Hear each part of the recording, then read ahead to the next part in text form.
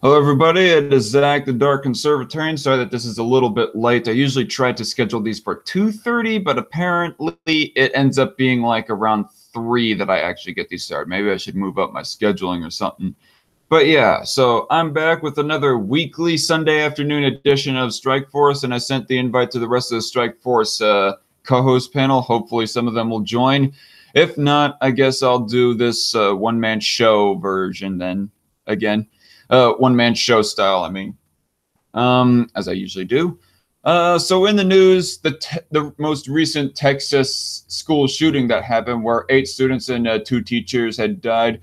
We're going to be reading a couple of articles about that. One that's talking about what possibly provoked the whole attack, and also some other article that is talking about the debate around banning assault rifles and how this shooting complicates that issue, complicates that debate. And also, of course, Korean peace in danger. There was an article that I had come across. Actually, I've been hearing it throughout this whole week of the possibility of North Korea calling off peace talks. And so I wanted to get into that. And also, I want to retract something that I had said earlier on an earlier edition of Strike Force, and that was that it's basically a retraction of a retraction that I am doing right now, because earlier I had retracted as to whether or not Trump was responsible in helping these Korean peace talks happen. But mostly because Kim Jong-un was saying it, yeah, the president wasn't responsible, which I was a little bit more skeptical of whether or not we should believe Kim Jong-un. But then one time I go listen to a segment of Sahil, the Progressive Voice's interview, a little segment of his interview with TJ Kirk. And this was like one of the very rare episodes, from Progressive Voice that I actually gave a like to, mostly because of TJ Kirk's side. And so TJ Kirk was saying, he was pointing out Rageaholic, Razor Fist, who pointed out that South Korea said that Trump is, in fact, partially responsible for helping these peace talks coming through.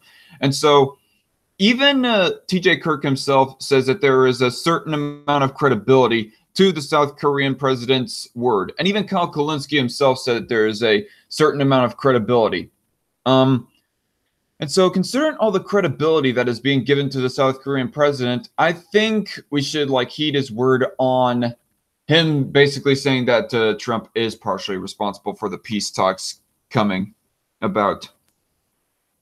And because of that, I retract my earlier retraction. We'll probably read an article talking about that here in a little bit. But first things first, we're going to be talking about the Texas school shooting. So pulling up the chat on my phone, and let's screen share the first article. And also, I have account information of my internet account, and hopefully that fix some of the problems so I will not be cutting out as much. But anyway, here we go. So this first article is from Reuters. I don't have any articles from CNS News, by the way. That's usually my staple, but probably won't be reading any CNSnews.com this time. So anyway, Spurned advances provoked Texas school shooting, victim's mother says. Santa Fe, Texas, Reuters. A teenage boy who shot and killed 8 students and 2 teachers during a gun rampage at a Houston area high school had been spurned by one of his victims after aggressive advances, her mother told a newspaper. Okay. Sadie Rodriguez, the mother of Shauna Fisher, 16, told the Los Angeles Times that her daughter rejected 4 months of aggressive advances from Demetrius Pogortzy, 17, who is in jail charged with murdering 10 people early on Friday at the high school in Santa Fe. Yeah, and by principle, I say that this kid should be open for the death penalty. I mean, for killing that many people, and at this age, when you full well know what you're doing, that this guy is just sick in the head. And of course, there isn't much investigating needing to be done to prove whether this guy is actually the shooter or not. I mean, the evidence seems to be overwhelming enough that I think could be eligible for the death penalty. Just my 2 cents on that. Okay. Rejected the guy's aggressive advances. Wow, this guy was real desperate for the pussy, apparently. Fisher finally stood up to him and embarrassed him in class. Well, if you're going to be making aggressive advances on push for a relationship, well, then you probably do deserve to be embarrassed in front of class. The newspaper quoted her mother as writing in a private message to the Times. For graphic on timeline of major mass shootings in the United States since 2007, click this link. That's interesting. I'll probably take a quick look at it right after this article. A week later, he opens fire on everyone he didn't like. She said, Shauna being the first one. Rodriguez could not independently be reached for comment. Excuse me. Yeah. If true, it would be the second school shooting in recent months driven by such rejection. In March, a 17-year-old Maryland high school student used his father's gun to fatally shoot a female student with whom he had been in a recently ended relationship. That isn't the... Okay, that's not the shooting that I'm thinking of where the guy had failed shooting. I mean, you guys remember that one shooting that happened right after Parkland? There was an attempted shooting in Maryland of where the student or somebody that had tried to shoot up a school, but then got stopped by a security guard. I don't think this is that same one because apparently this guy was successful in at least killing one person. So that's pretty sad. Oh, well, ladies and gentlemen, we have a, okay, show the chat comment, please. Okay, so, ladies and gentlemen, we have a viewer with us who hasn't visited us in a long time, whose name is Tony Soka. I can never pronounce their last name, Tony, because it's so complicated. Tony Sokoliovic. He says, this is fucked. How many rejects shootings are going to happen? I don't know. I mean, if you include Elliot Rodger, there's apparently at least 3 that I can name off the top of my head. So, and the number just looks like it's going to keep on climbing. I mean, it's because the United States has kind of developed this culture of you need a boyfriend or so on and so forth. It's okay. It's okay. I've been busy, says Tony.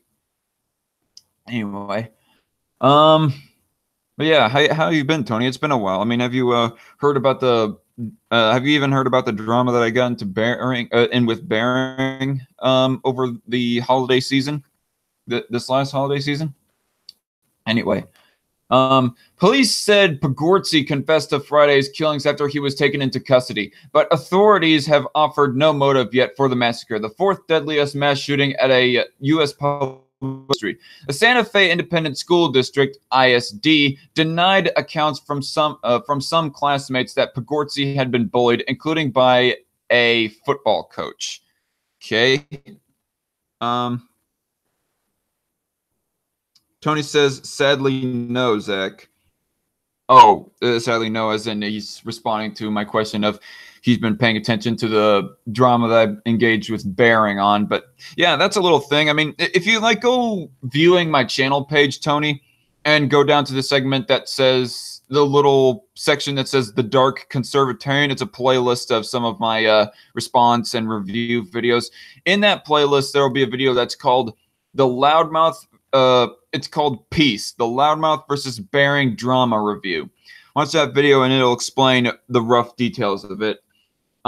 Kiss Kiss says Fortnite, so I guess he's playing Fortnite. And Tony says, yep, okay. The Santa Fe Independent School District (ISD) denied accounts from some classmates that Pogortzy had been bullied, including by a football coach. Okay, yeah, I mean, so far I'm not seeing any stories that I could objectively call were bullying. I mean, you have that one girl who had rejected him, who had embarrassed him in front of the rest of the classroom, but that isn't really technically bullying. I mean, it would be bullying if this Pogortzy character was innocent of doing anything malicious or mean towards anybody, but he's not innocent. As this story details, he tried to aggressively ensue a relationship with this said girl. Tony says I will to me saying, hey, check out my drama review video. Well, okay, that'd be cool, Tony. Yeah. Administration looked into these claims and confirmed that these reports are untrue, it said on Saturday in a statement on Facebook. Okay. So apparently Pogortzy was just a little thin-skinned wimp who was pretty deranged, is what I'm so far getting. I mean, there's no bullying. I'm not seeing anything of any mental health issues and nothing. So, I mean, it's not even like this in the same field as Nicholas Cruz, the Parkland shooter, who did at least have some mental illness. And like, I don't think that mental illness excuses him from any punishment that he deserves from shooting up the Parkland, the Marjorie Douglas High School.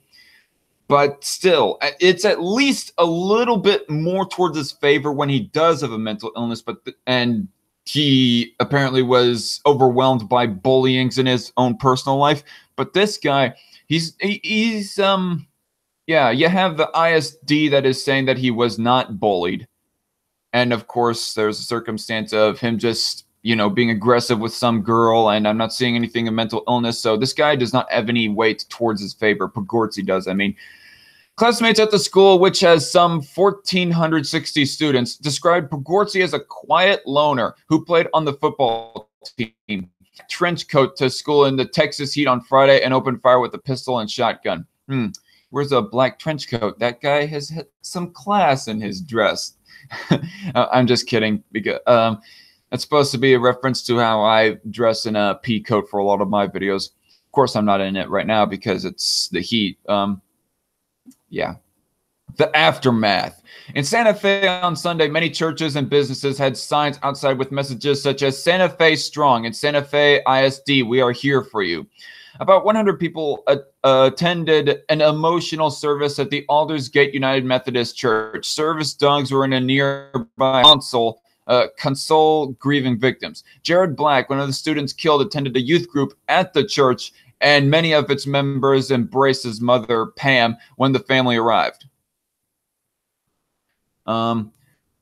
I was not prepared for dealing with the aftermath. Rusty Norman, president of the Santa Fe ISD Board of Trustees and a member of the church, said in an address to the congregation, what was supposed to be a safe place was not. It was the latest rampage to stoke a long-running national debate over gun ownership, 3 months after a student-led gun control movement emerged from a mass shooting in Parkland, Florida, which killed 17 teens and educators. Excuse me.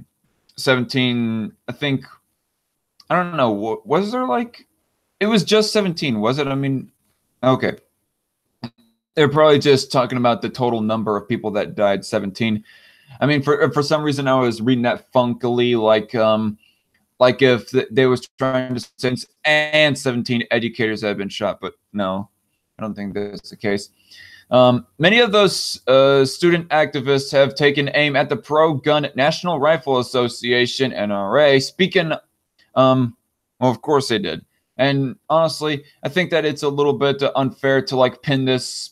I'm not supportive of the NRA, really. I think that they really bogged down the conversation on guns. I mean, as it's been shown with the conversation around Parkland shooting and the gun debate around the Parkland shooting, the NRA really does bog down the conversation on gun rights, because whenever gun control advocates go speaking out against the idea of gun ownership, and then gun rights advocates make their arguments as to why there should not be higher amounts of gun control, the gun control advocates would be all like, you're only in favor of that because of the NRA, or the politicians are only against gun control because the NRA, and so on and so forth.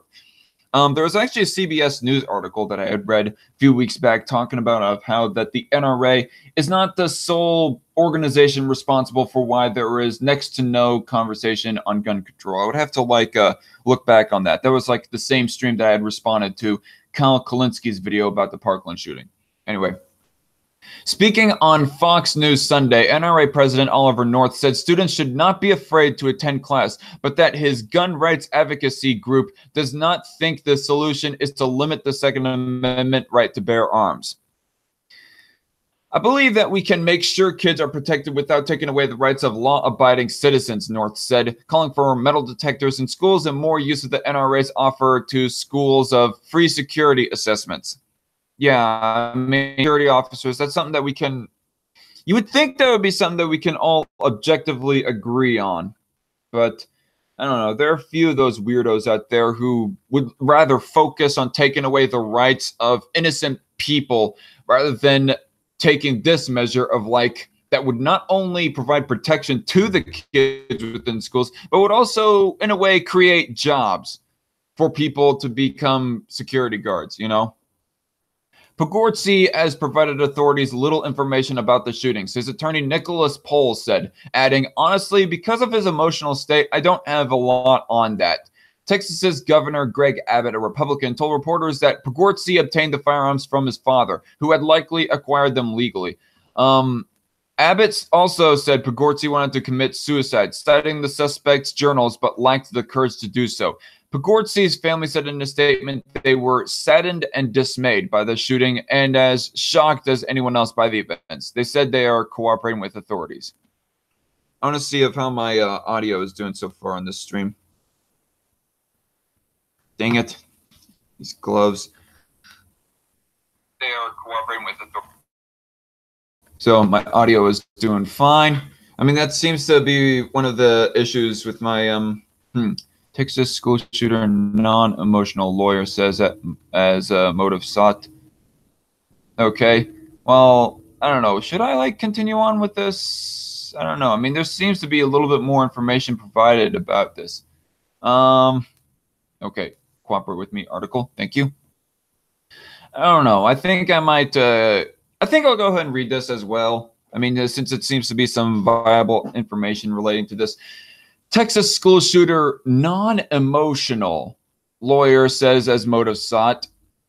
Santa Fe, Texas, Reuters. The 17-year-old student charged with killing 10 people when he opened fire in an art class at his Houston area high school appeared weirdly non-emotional on the morning after the rampage, one of his lawyers said on Saturday. I don't see of how the guy being emotionless like legitimizes the guy's case as to why he shouldn't be punished for this. The teenager identified by law enforcement as Demetrius Pogortzy as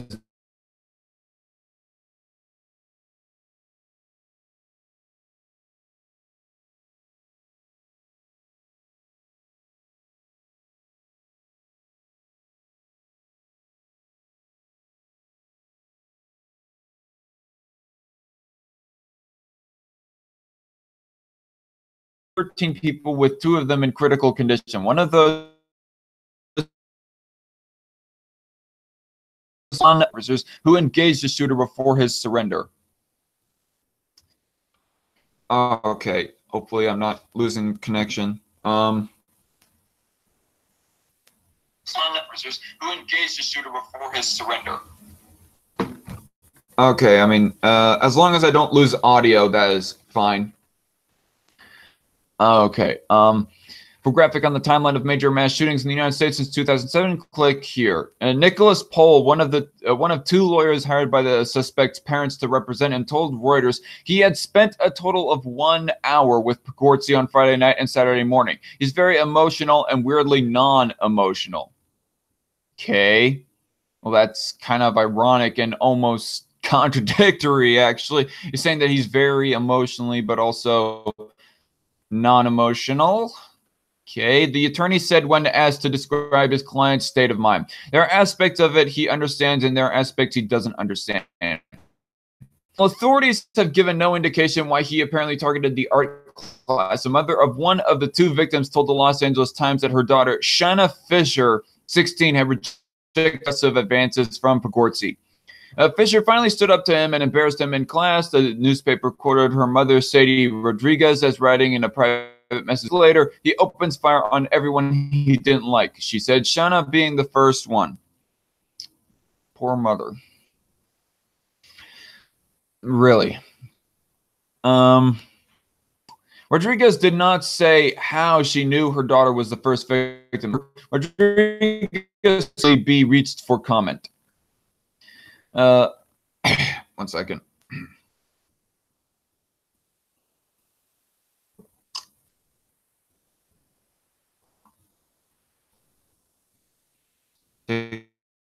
there. Family of shooter speaks. Pogortsy's they were sad shooting and as shocked as anyone else by the events. They said they are cooperating with authorities, mostly in the dark about the specifics of Friday's tragedy. What we have learned from media reports seems incompatible with the boy we love, the family said. Investigators compatible with the boy we love. Well, unfortunately, there are people who keep their emotions like deeply suppressed. I mean, take Robin Williams, for example. Like he's when he was alive, it would seem as if that guy was one of the happiest and funniest men alive, but then he goes committing suicide. So yeah, investigators had seen a photo of a t-shirt that read "Born to Kill" on the suspect's Facebook page, and authorities were examining his journal. Texas Governor Greg Abbott told reporters, but there were no outward signs he had been planning an attack. Pogortsy waived his right to remain silent and made a statement to authorities admitting to the shooting, according to an affidavit ahead of his arrest. Asked if Pogortsy had provided authorities with information about the shootings, Poles said, "Honestly, because of his emotional state, I don't have a lot on that." Students retrieve belongings. Santa Fe High School, southeast of Houston, became the scene of the fourth deadliest mass shooting at a... Oh, what the heck? Don't you scroll down the article for me, you bitch. Okay. Santa Fe High School, southeast of Houston, became the scene of the fourth deadliest mass shooting at a U.S. public school in modern history, joining a long list of campuses where students and faculty have fallen victim to gunfire. Fourth deadliest mass shooting at a U.S. public school. I mean, okay, let's see. We got Sandy Hook. We got Parkland.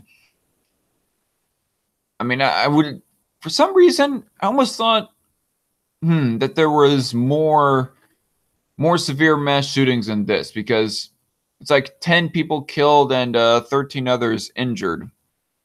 I mean, I don't know. It almost seems kind of low for some reason to me. Anyway, detectives stoked the country's long-running debate over gun ownership.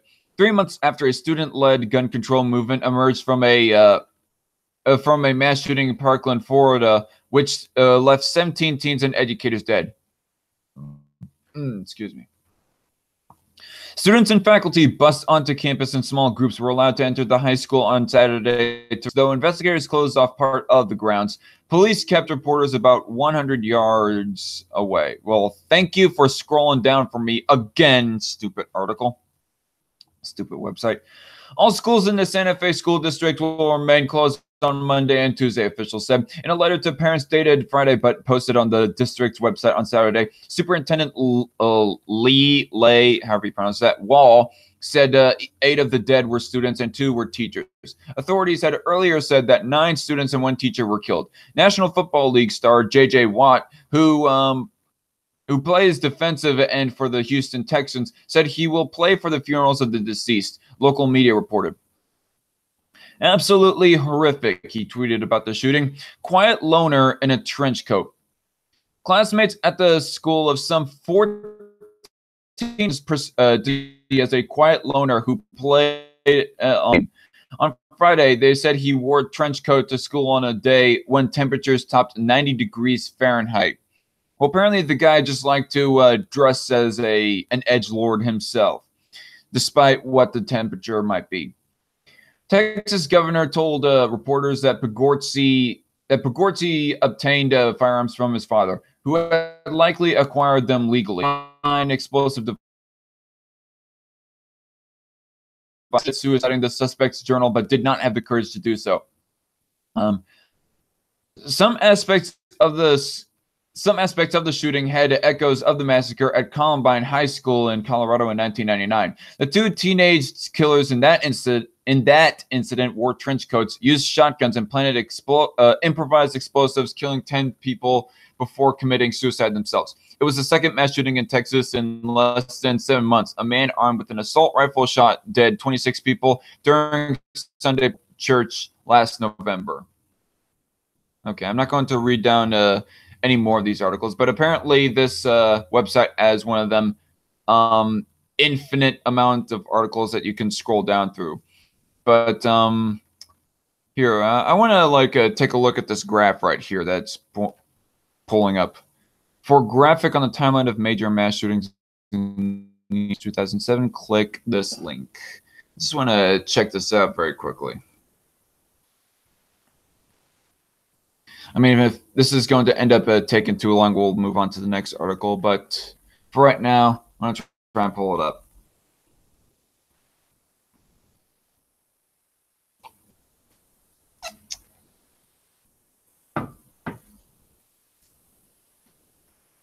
Tick tock, tick tock, tick tock. I should probably have my articles so that I have them in like multiple tabs on the top here. But the thing that I'm afraid of is that it might make me lose connection more often with Google Hangouts to the point that I'll keep on going in and out of this stream. Okay, so here we are. Hey, dude, what's going on? Incredible Aspie, how are you? I'm doing good. How you doing?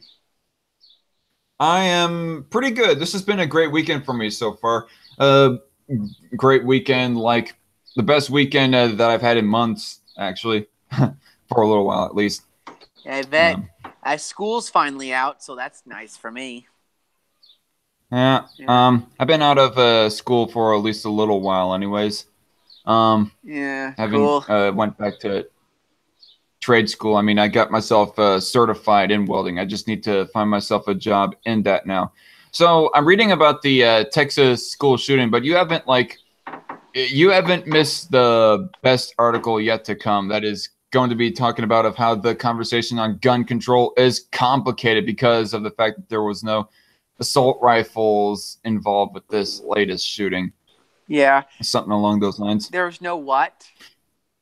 There's no supposed assault rifles dealt with this most recent shooting, Texas shooting. He used a shotgun and a small little pistol. You know, use a revolver is what I heard. Yeah, revolver. That's what I meant to say. A revolver, a little 6-shot revolver, probably like a 36 or something. I don't know. I don't know much about gun gauges. Right. I think I'm going to save this article for some other time. Might be valuable for some later information. Major shootings. Okay. How's your weekend been so far? Good. I just got back from singing at church, and I went home. Had a very late breakfast. Well, I don't know if I'd call it breakfast. More like a brunch. Lunch. Right. Essentially, it's lunch. Yeah. I had let me think, oatmeal, almond milk, pine nuts, banana slices, and some not dried apricots, but dried apricots on the side. Has Nick Kazmarek been convincing you to go vegan? Oh, no, I haven't gone vegan. It's just a healthy breakfast. No, I'm joking with you because I know how Nick likes. Yeah, Nick. Balls all the time.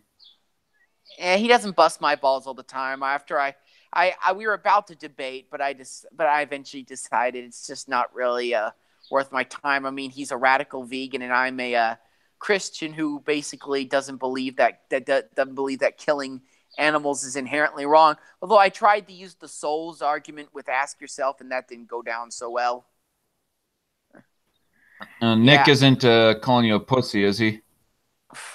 Calling me a... Oh, no, he's not calling me a pussy. I mean, I left the Discord. I left his Discord server. He invited me to his Discord server a long time ago, but I left it because I was just one day I was just listening in, listening to the conversations all the vegans were having with each other. And then he saw me, and well, it kind of went on from there.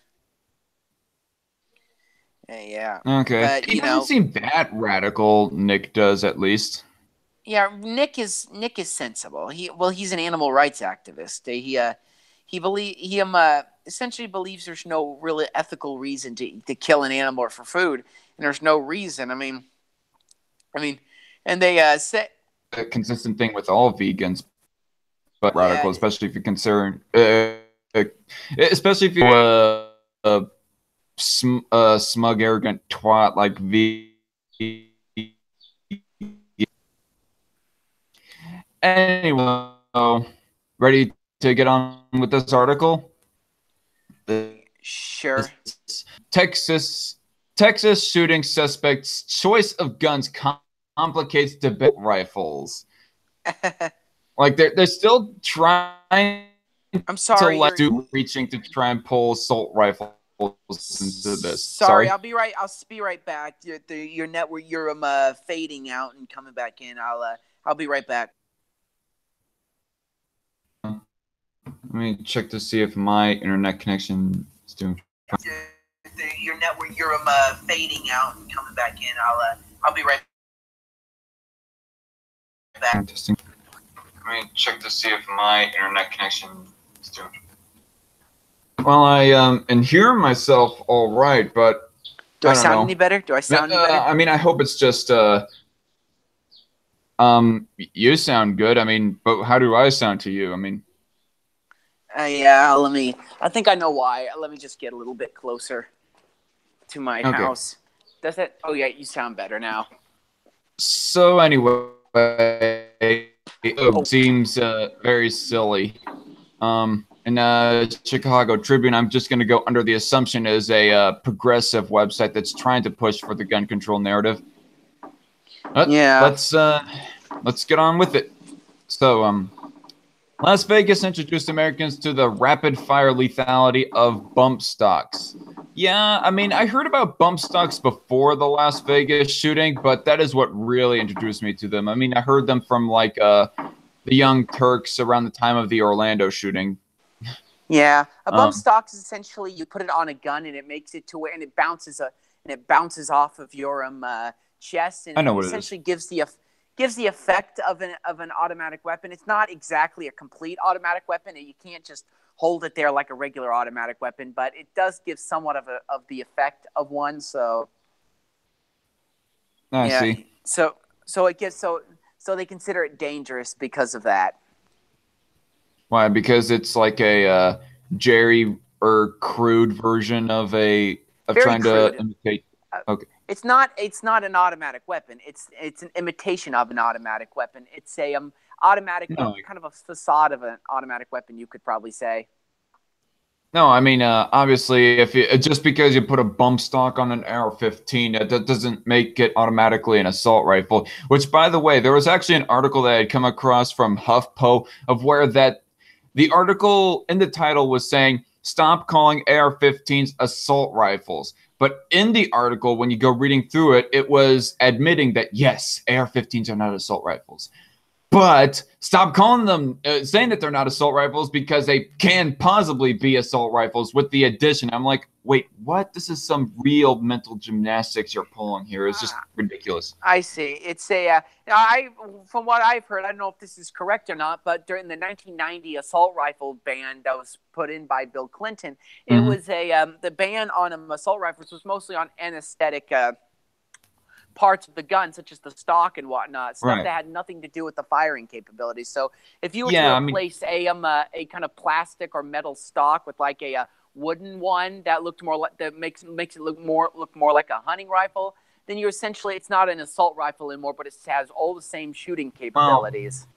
As far as I know, assault rifle is a little bit more of a legitimate term than what they were actually banning. What they were officially trying to ban, like in the 90s, was anything that falled under assault weapon, supposedly. Not assault rifle, technically, but... I see. I probably need to do more research on that. I mean, I'm not the most well-researched person myself, but still. Parkland reminded the public how quickly someone can inflict mass carnage with an AR-15, the weapon of choice in many rampages. But Friday's shooting at Santa Fe High School, which left 10 dead, was carried out with a pistol and a shotgun, firearms that even gun control advocates generally regard as utilitarian. Yeah, I mean, those are like the less feared when it comes to guns, even though that with pistols, for example, you end up with a bigger annual body count with them overall in the country. And also, if there's anything that you have to add to the article, Aspie, like just tell me to stop reading. I see. So what's it's talking so far is that the AR-15 is a common. It's a common gun used in a lot of these mass school shootings. But if you look at this particular school shooting, you could say there was no usage of a term-on-term AR-15 or assault rifle. It was it's a seemingly innocuous gun, or a less dangerous gun, less commonly used gun in a mass shooting, such as the shotgun that he used, or the revolver, which I think is kind of, I don't know whether this hurts the gun debate or helps it, because I think it might hurt it, because now people are going to say, see, any gun can be used in a mass shooting, so we should just ban them all now. And then I'm like, no, but yeah, but then. But pistols, I mean, as it stands right now, there are still a lot of progressives that still at least use a pistol for like some mild self-defense, or they even hunt with like very basic hunting rifles, but it's just the AR-15s that they're all uppity about normally. Yeah, the AR-15s actually, I heard this from Freedom Tunes, that it's the most commonly used hunting rifle. Actually, it's a very popular gun to use for hunting. So, yeah, I don't know of how often it's used for hunting, but I have actually seen clips of it being used for hunting. And it can be used for hunting, like, as long as the person does not just go full on Rambo on the deer and unloads like the entire magazine. Yeah, don't do that. Yeah, don't do that. You're gonna ruin the meat. Just shoot once in the chest, and that's it. Yeah. Yep. Good. Hopefully, Nick Hasmerick doesn't get into the chat. You know, it'd be like, but anyway, let's keep going. The reality that weapons not included in proposed assault rifle bans can still exact a double-digit death toll further complicates a wrenching national debate about how to prevent future tragedies. Well, the easiest way to prevent future tragedies without infringing on people's own personal rights for self-protection would be to put in like school security guards. I mean, I don't see why we aren't already doing this. I mean, yeah, or fences, or stuff along those lines. I mean, what's kind of freaky, because when I went to BHS high school, well, not my high school, yeah, I had a don't dox your high school, dude. Shit, I accidentally doxed my high school. Crap. Anyway, I don't know why I said that, but anyway, nobody's gonna watch this anyway. So no offense, but anyway, this fuck you too. Well, fuck you. Anyway, I went to I went to this high school, and it was completely open when I went there. Open school lunch. You could go in and come out, and go in and come out, and they've upped the security now. I mean, it sucks, because now I can't go back to visit my old teachers, without sneaking around security. It sucks, but and they all know who I am, and even then, they tell me that I need to like either wait till after school, or make like a special arrangements with the teachers. You can't just walk in and say hi. But anyway, many of these schools, they have security guards there, and I do believe there should be armed security guards at schools. Although I actually saw like one of the most ridiculous comics from my college newspaper ever. It showed a picture of a teacher holding a firearm while the kid, old nervous looking, like, what do you want? What do you want? And this kid's out in the hall, hiding behind the door, hiding behind the wall, going, I just came here to ask about the test. And it's just like, I think you're way overplaying how it would be like if teachers had guns. Like, if teachers had guns, people are like, oh, they'll probably shoot their student. No way. Okay. I mean, you could probably. I remember me and Lonely Wolf joke about how you could tell how bad a class is by the number of holes in the roof. But jokes aside, I think they're over-exaggerating it. I do not think having trained having trained security guards with guns, or even having some teachers with guns, is a bad idea. I actually think it's a very good idea, and we should look in people, and it should be a public policy to have that, I believe. Mm-hmm. I mean, obviously, each school locality will choose whether or not they officially do want to arm their schools with security guards and whatnot. I mean, there's that little issue. This is what we should be pushing, but on the national scale, we cannot just unilaterally legislate on it because, appropriate powers within the United States. Anyway. It's funny? Pennsylvania actually put in buckets of rocks in their classrooms. Oh, shit. Yeah, they'll be going all medieval on their asses, stone them to death. No, we're not talking medieval. We're talking biblical times, going biblical on the as stone them to death. Anyway, keep going. Also, I want to tell you and announce to the one person who is watching us.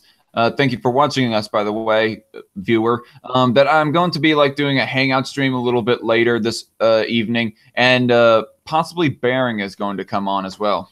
Wait, Zach, I just would like to say, if you're watching, that one person's you. Oh.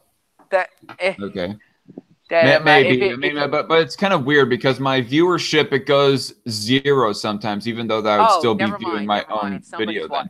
Somebody's most likely watching you. My apologies. Probably just busy doing something else while listening. Who knows? Why is Bearing coming on? He kept on poking the idea of us just getting caught up of what we've been doing ever since the one debate stream that I had with them and Humane Mind about the Llama versus Bearing drama. The circular argument stream, you mean? I'm joking. I'm joking with you. All right, let's keep going. Anyway, I won't go on that.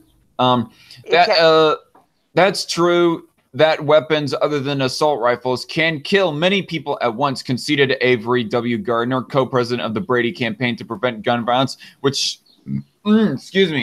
favors a federal ban on assault rifles, but not on shotguns or pistols. The thing about assault rifles as their official classification, as I have read, are full auto, machine gun type of rifles, and they're already almost impossible to get. So I do not know what further the Brady campaign wants to go. You need a third-class license in order to get very massive assault weapons, and in order to get a third-class license, you need to have a sort of a prostate check style background check in order to get one. So I'm not gonna get that image out of my head now. Yeah, don't worry, dank motherfucker. You motherfucker. Well, that image might be bad, but it's better than some of the memes that Lonely Wolf has posted in the Cancer podcast. I don't know. It's the poor bastards. Yeah, the poor bastards, like that Winnie the Pooh one. Oh, shit. Don't remind me. That Shrek one. I still need to find that. I deleted it. Oh, fuck. No. Why do you guys get so freaked out about that one? It makes no sense. Oh, It's just so weird because Batman and Shrek having Sonic. Conceived Sonic. Gardner added, however, that the reason most mass shootings are conducted with assault weapons is that shooters know full well what weapon to select. If they want to kill the most amount of people in the shortest amount of time possible, and that's an AR-15 style gun with a large capacity magazine. If this shooter had one of those, quite likely there would have been more deaths and injuries, but we don't know. Yeah, we do not know. Didn't, so why argue on hypotheticals? I don't get it. Yeah, exactly. And not just guns. People can do this with handmade grenades as well. I mean, he probably would have killed more people with a handmade pipe bomb and whatnot, or pipe bombs. If you can, I don't know how you would fit them under a jacket or whatnot, but it seems like that it's kind of ridiculous to ban. You hear about this in England? They're banning knives now. That's what I keep on hearing about. I mean, I haven't read into it, but I just hear that as general information. Yeah. All right. In the February shooting at Marjorie Stoneman Douglas High School in Parkland, Florida, the gunman used an AR-15 to kill 17 people. President Donald Trump, who once supported an assault weapons ban but campaigned as a Second Amendment champion. Yeah, I remember seeing that clip of him pushing for a ban on semi-auto rifles like the AR-15 and so on and so forth. Donald Trump's in New York. I can't find that clip again. Donald Trump I don't even think he's really that much of a Republican. I think he's like I think in reality, he's like a very, policy-wise, he's a very moderate Democrat. I mean, of course, he kind of went back on it, and now he's supporting the Second Amendment again.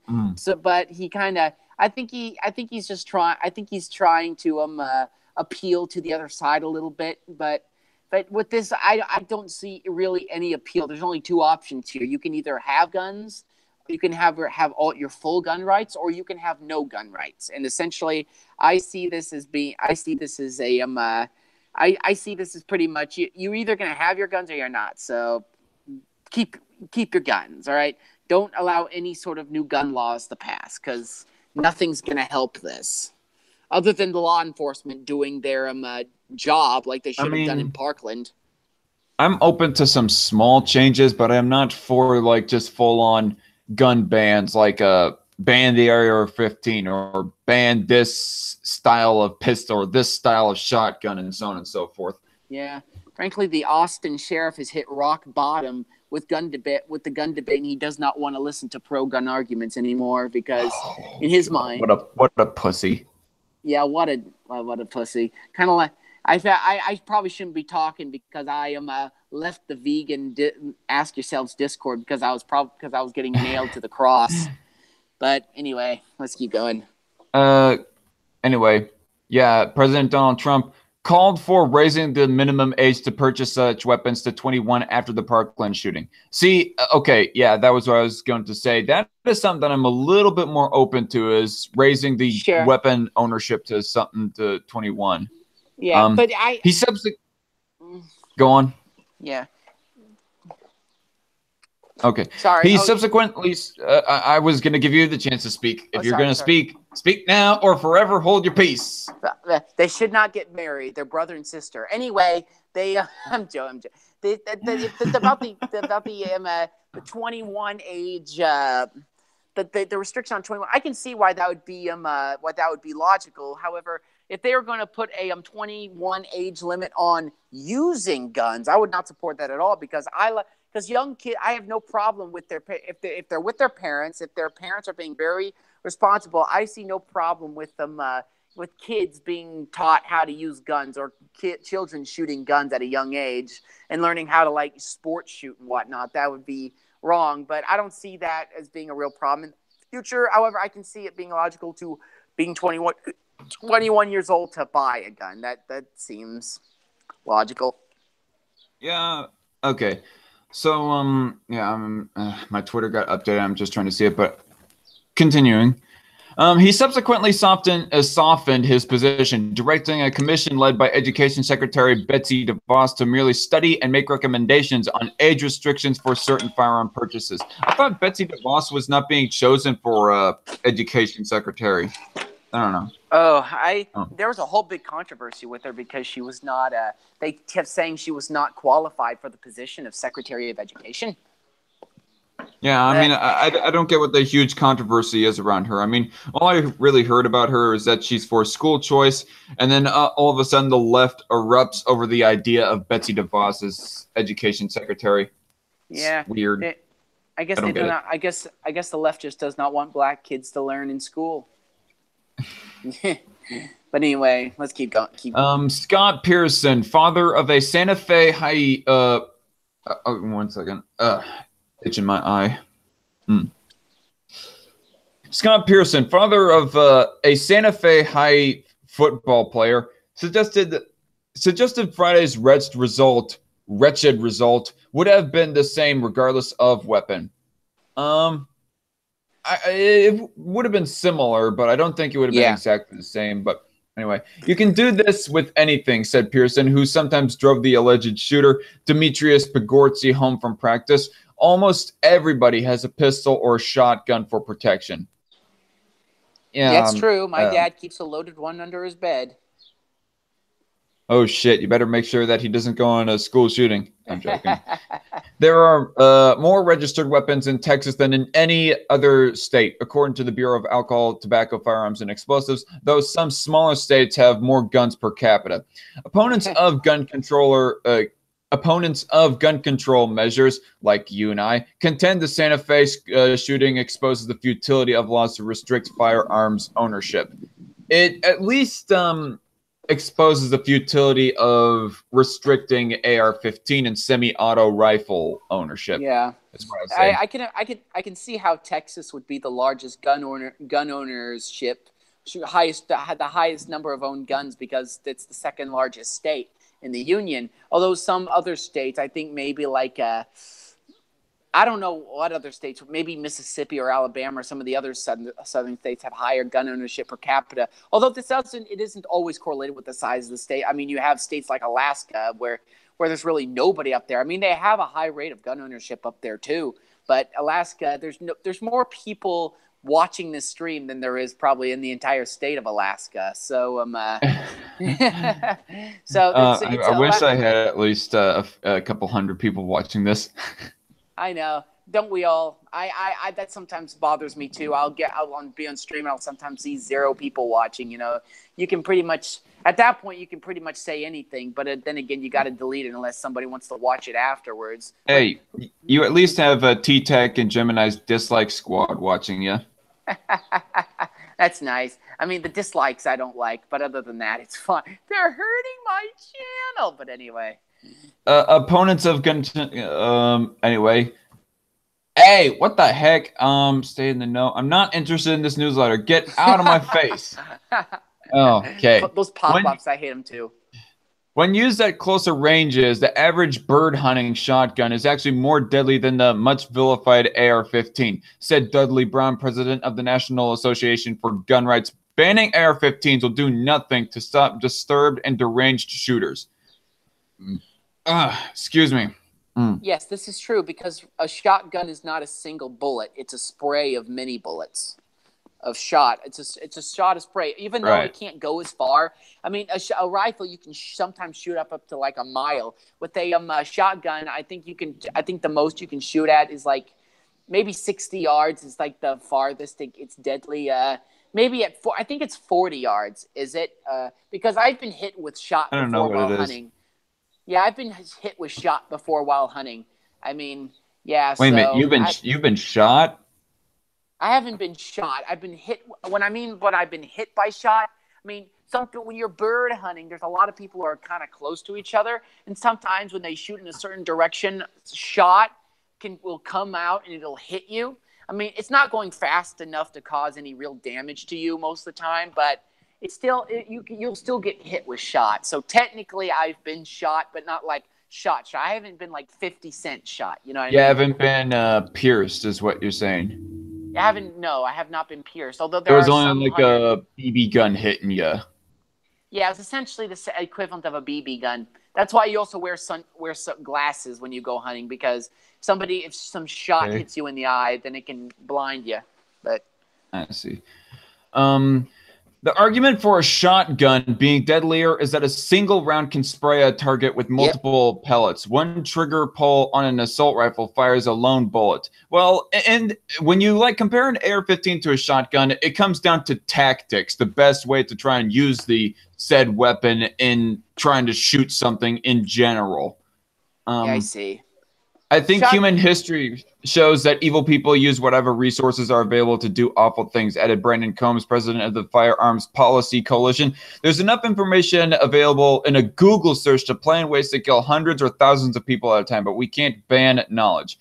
Was you about to say something?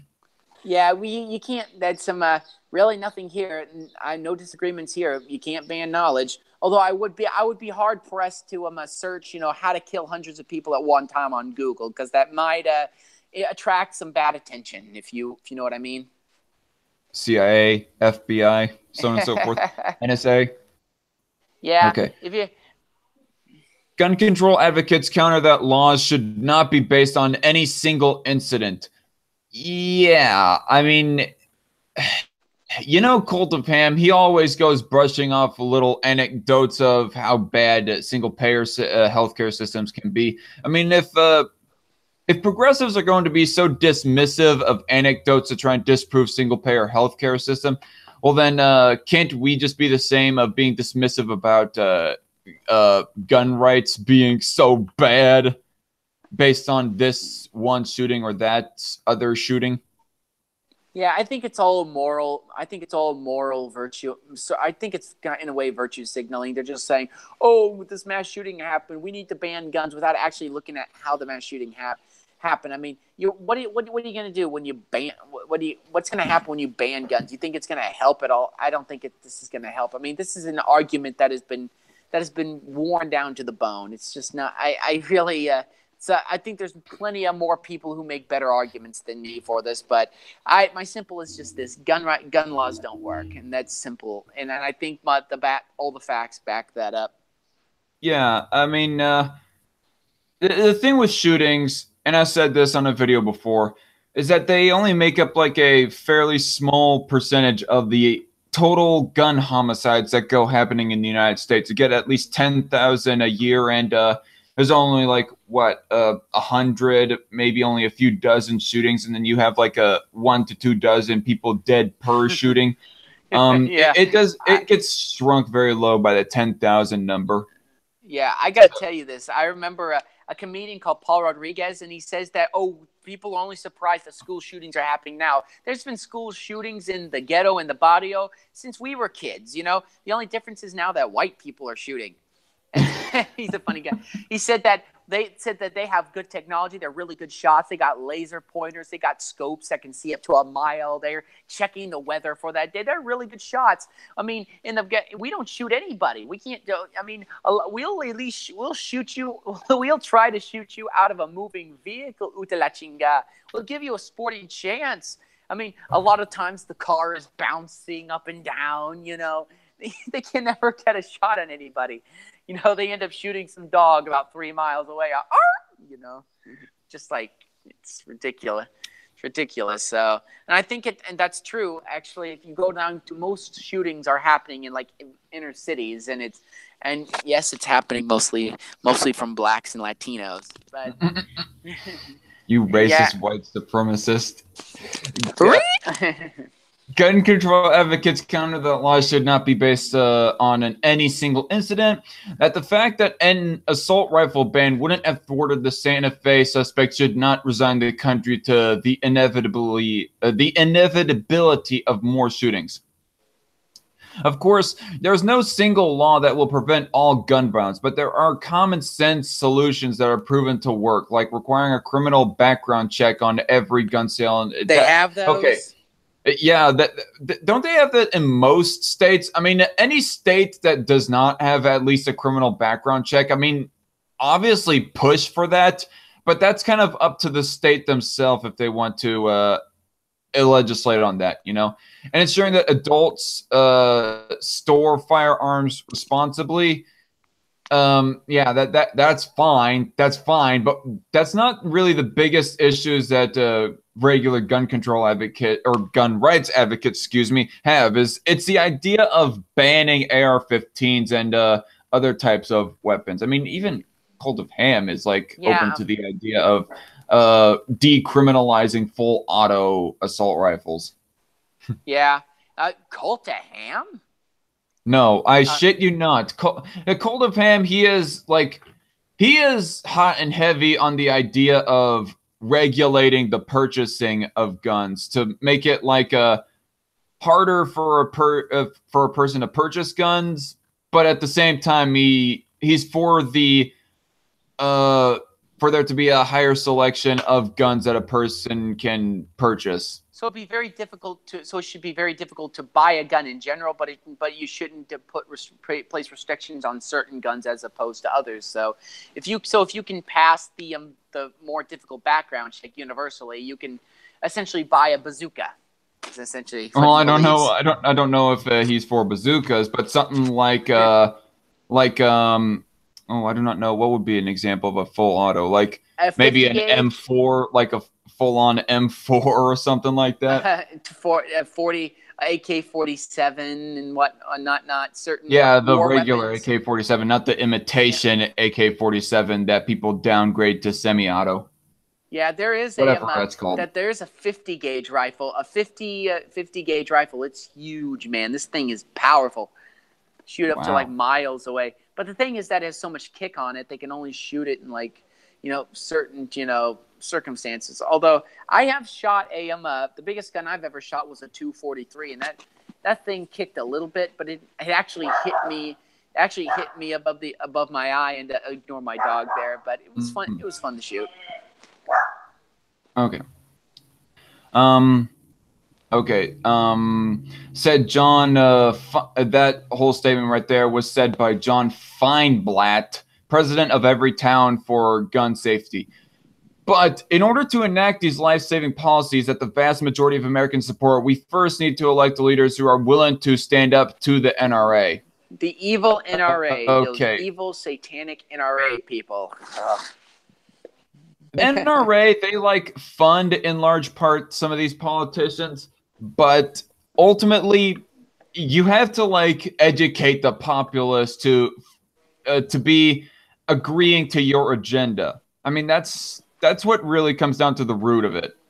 Yeah, wow, you know how much I think the NRA gave like what 90 million. That's like tiny compared to Yeah. what's the amount of money that's more money is spent on certain people during elections. I mean, this is $90 million. While that's a lot of money, that's really not a lot. I mean, and then you have David, what's his name, David Hogg, saying that all the kids at the school cost like $1.50. Like Yeah. the money he took from the NRA. It's just stupid.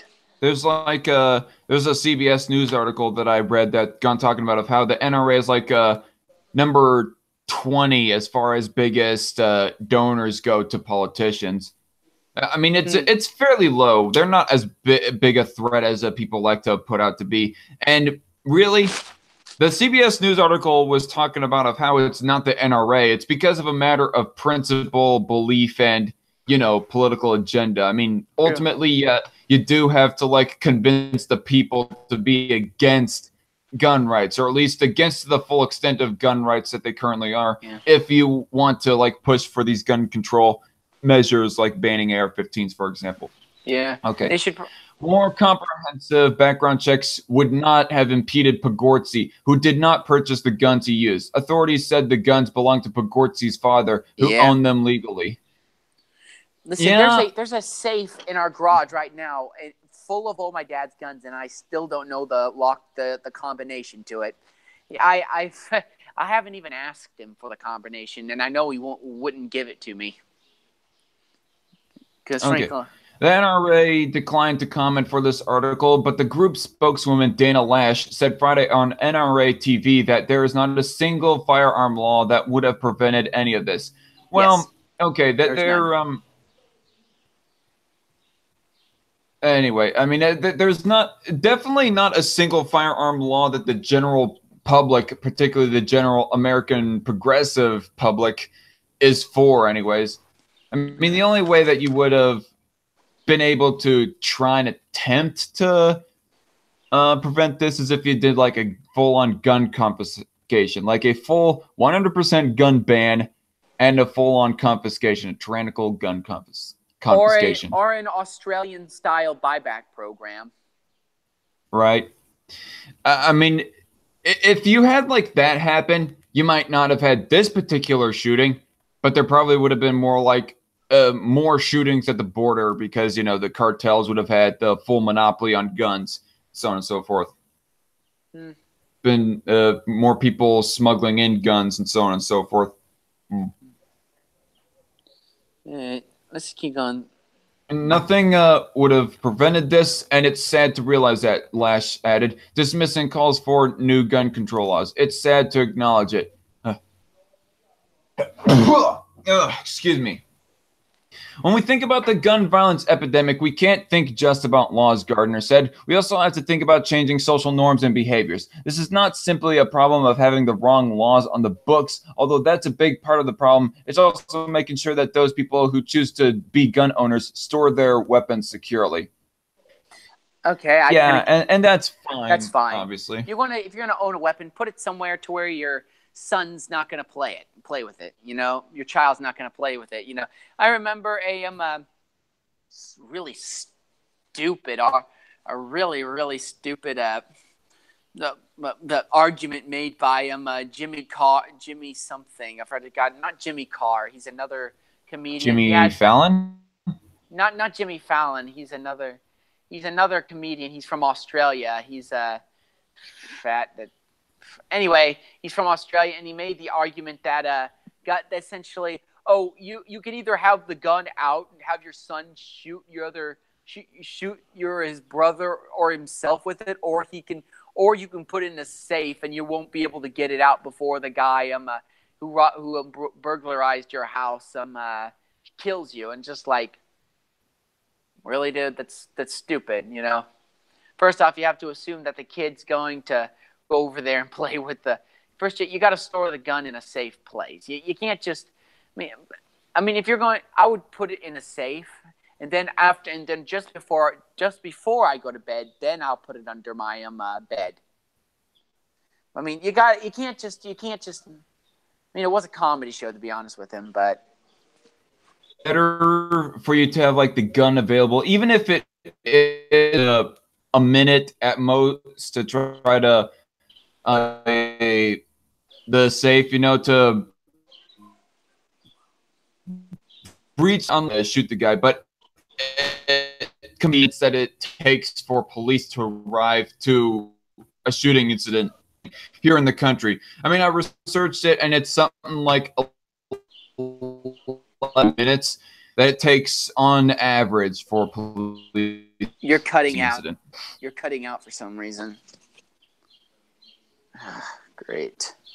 You're cutting out. Can you hear me now? Reason. Can you hear me now? Yeah. Aspie? Can you? Okay. Yeah. Sorry? Can you reduce your bandwidth just by like a click? I do not really. I mean, is it in control something or control room? I can't do this. I'll be right back. Adjust bandwidth. Okay.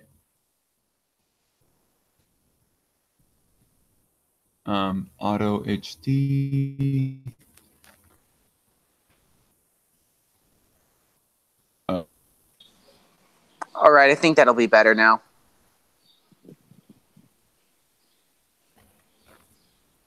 Oh, Aspie? Yeah, I'm back. Did you return? Hello? Hello. I can hear you. You're still doing it. Turn down your bandwidth. Just try it, please. Well, I just did. Can you hear me now? You're still cutting.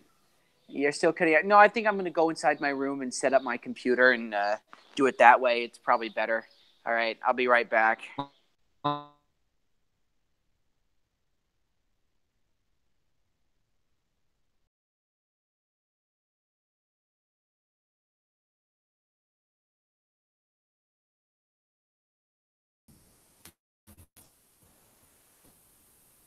No, I'm still cutting out. What's the next couple of levels? Very low and audio only.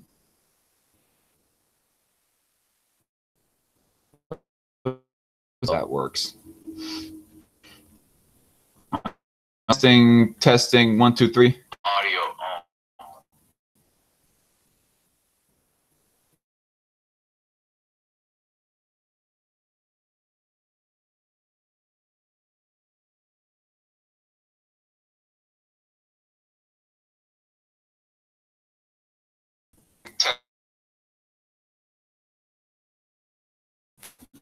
No, come on. No, I don't want to. No. Y'all, I don't want to view this. No. I don't want to view it on Roku TV.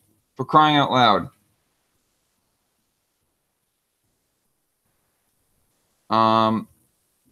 Is there a way for me to cancel this? Okay, I'm trying to.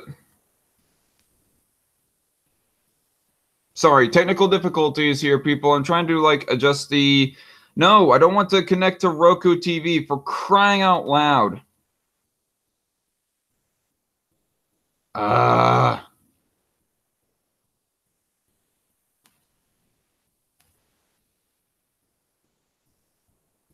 Your queue is empty. Can I stop casting? Okay. I think we solved it now. So how do I sound now? Your queue is empty. Can I? Okay, I can hear myself again. Dang it! I wish I had Aspie back on. I guess for right now, I'll just do it single-handedly. I do not know if that was my problem or if that's just Aspie having issues. Okay.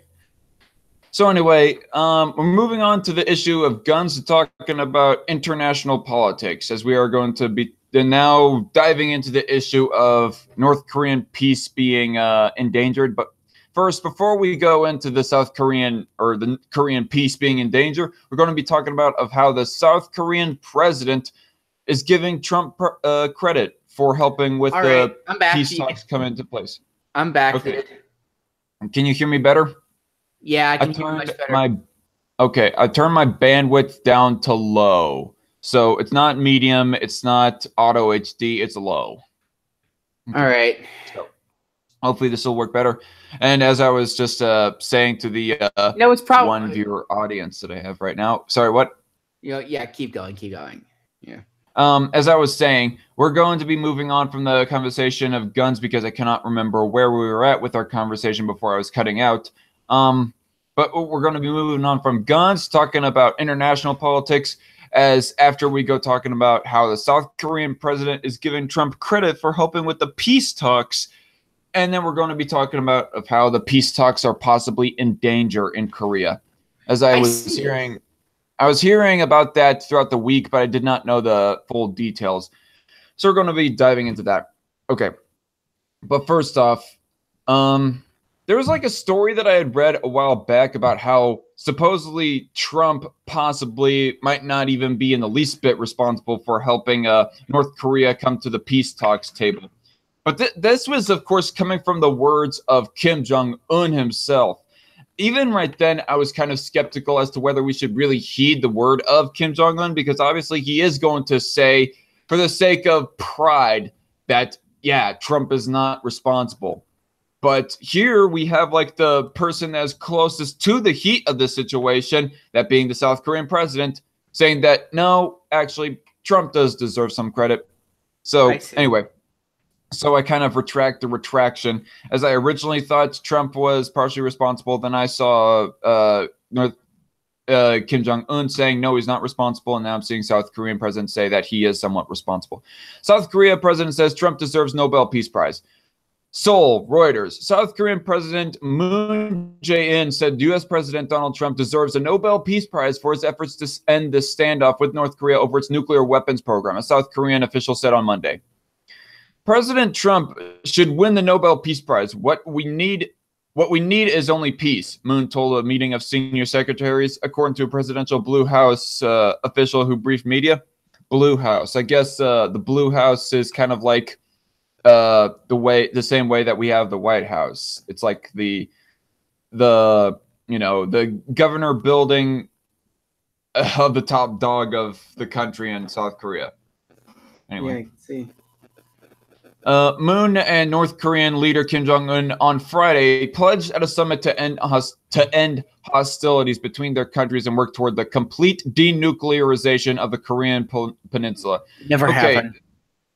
Yeah, the complete denuclearization, that's kind of goofy and incorrect terminology that they're using, because the only thing that the North Korean government is saying that they'll supposedly do is stop the testing of their nuclear program. They aren't going to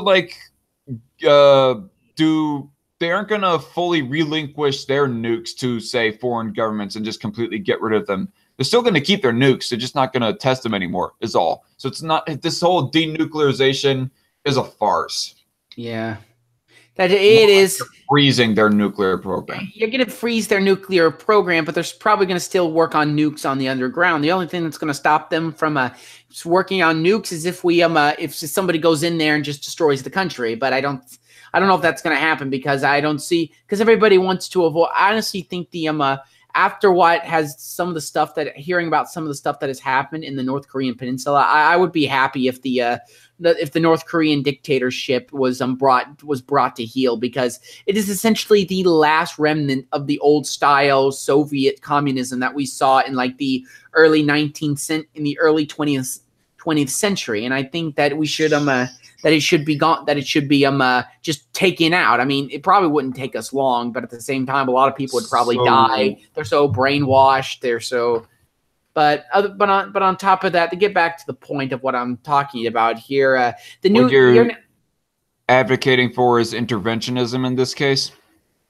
Well, that would be preferred in my eyes. I mean, I don't know all the facts. I might be completely wrong on that, but I would like to see North Korea taken down, essentially.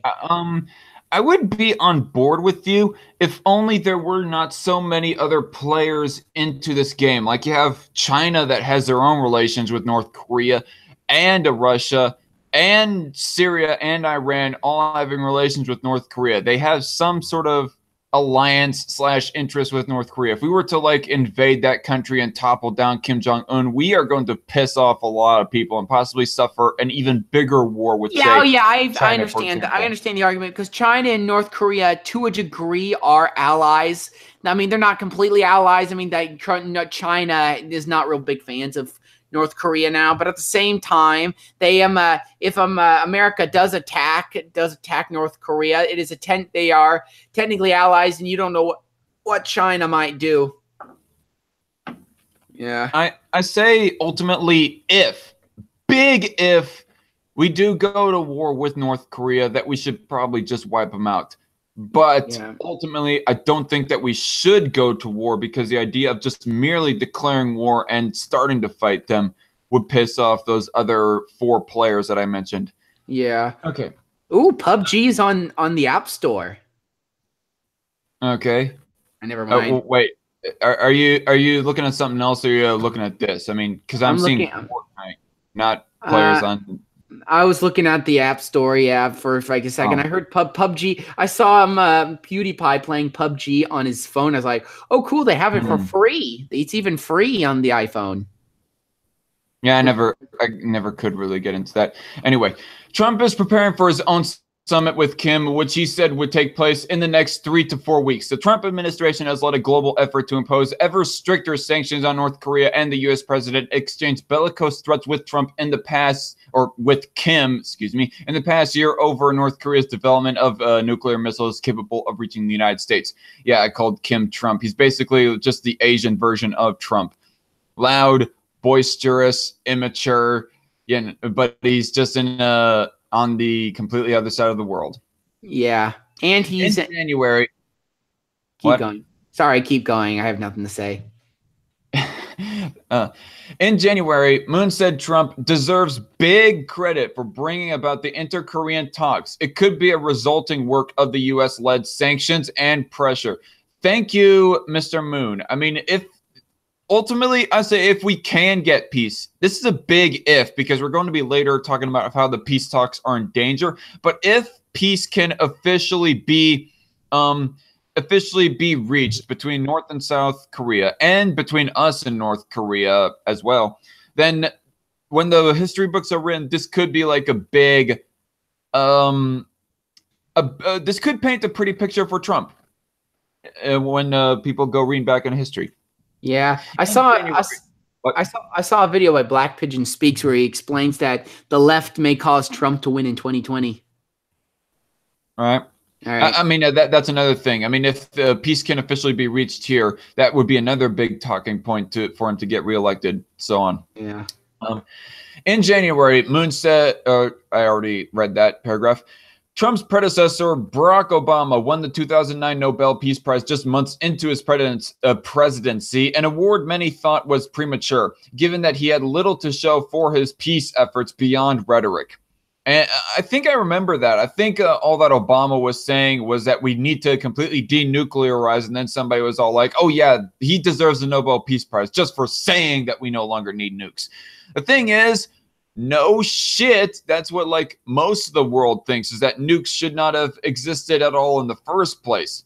I mean, give him a Nobel Peace Prize based off of his actions, not off of his words. Damn it. Yeah, that's even Obama. Sorry. They're attempting to make Obama's presidency look really good because, you know, first black president. Yeah.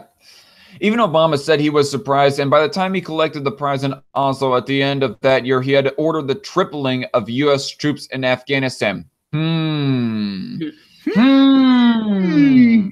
Makes a person almost regretful of saying that Obama deserves the Nobel Peace Prize when they later go find out, yep, tripling the amount of troops in Afghanistan.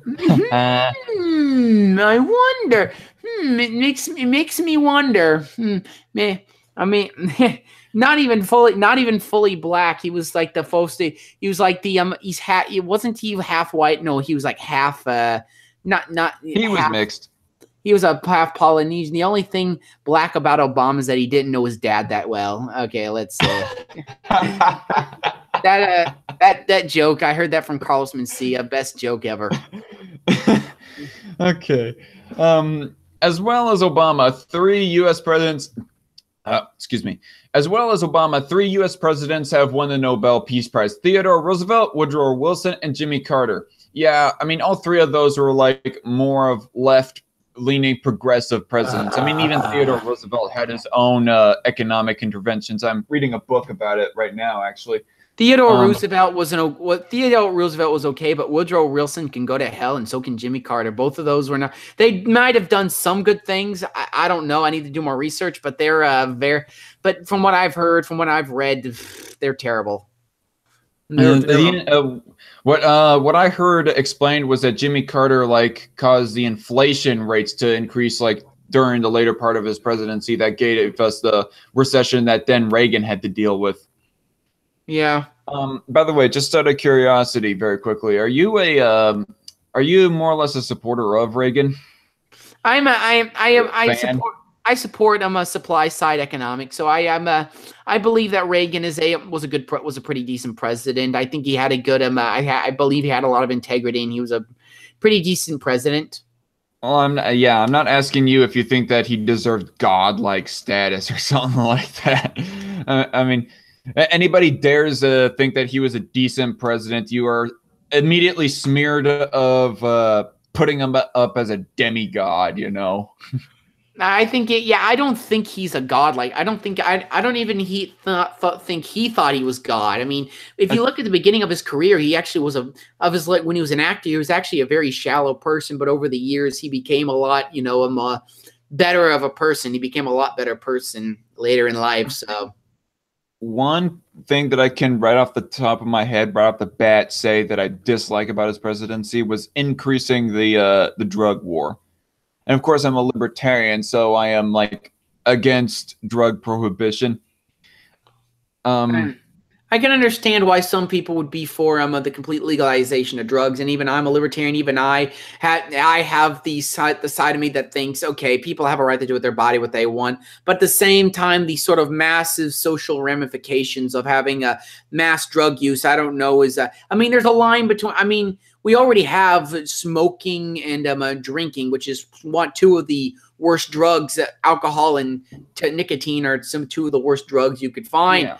And so you're just going to make more legal. I don't know how good that would be.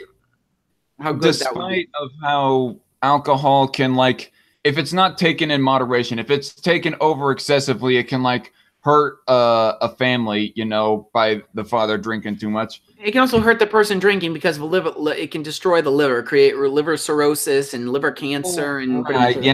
But there's so many. But so can eating so much shitty food also degenerate your own health. But yet we're not banning McDonald's. They can degenerate. I was talking about the liver, your overall health, sure, but the alcohol specifically hurts the liver. But I can imagine why some people would oppose it. I mean, if you look at cocaine, crack, I don't know, was crack actually introduced to the black people by the CIA? Because I think that I've heard that's a conspiracy theory, but I don't know. One guy said it was like that was given to like a particular person, and he might have been somewhat of a wackadoodle. But anyway, let's keep going. But yeah, I just want to finish off by saying, just like we say, yeah, alcohol is decriminalized, but taken in moderation. I say the same standard should be taken with marijuana. Just go ahead, but take it in moderation if you're a family man, and even crack and heroin and so forth. I mean, crack and heroin. If you have a family, I would recommend you to never take crack or heroin because those are uniquely bad. That's what I am more antsy about. I mean, I'm for. I mean, I would like for it to be decriminalized, but the thing that I'm antsy about it is if a family man was to take heroin or crack or so on and so forth. Those more moderate to heavy drugs. Yeah, I can say that's heavier than marijuana or alcohol. Yeah, or meth. Meth. If you take meth and you're a family, your kid should be ripped away if you take meth, because meth is it's called the devil's drug for a reason. I mean, you look at all the people who take meth within about a couple of years, their teeth are rotting out of their head. They look at their skin is all destroyed because they get this. Because meth causes hallucinations where you think there's bugs all over you, so they'll oftentimes pick at their own skin, and it's disgusting. So if you take meth, I don't know what to tell you. Yeah, the people look like fucking zombies. It's dangerous taking it, and it's probably even more dangerous making it. Anyway, Moon's Nobel Prize comment came in response to a congratulatory message from Lee Hee-ho, the widow of late South Korean President Kim Dae-jung, in which she said Moon deserved to win the prize. The Blue House official said Moon responded by saying Trump should get it. Trump on Monday suggested his planned meeting with Kim take place at the Peace House on the border between North and South Korea. The upcoming Trump-Kim meeting was the main subject of a private walk and chat that Kim and Moon had during their meeting at the border, the official said. U.S. Secretary of State Mike Pompeo said on Sunday that Trump would maintain a pressure campaign of harsh sanctions on North Korea until Kim scraps its nuclear weapon program. Yeah, I mean, that's something that I definitely advocate for, is the diplomatic pressures towards North Korea. I mean, I'm not for intervention, mostly because of the threat of risking war between other nations, but sanctions on North Korea, I'm all okay for. Moving on to the next article now. This live stream for a bit. Yeah. Okay. The reason why I don't have my hold up in multiple tabs is because I don't want to to try and pressure my computer so that I'm more likely to get disconnected from Google Hangouts. I see. I don't know. I think and now I finally know how to do it, my ass. But finally, the bandwidth, that I think that's helped a bit. I mean, I'm not cutting out anymore, am I? A little bit every now and then, but you're pretty good. Okay. All right. That it of the article, or? The article is pulling up. Damn. My computer is slow. Okay, there we go. There's Sarah Huckabee Sanders. It's spurging out. All right. Okay. So this from National Review.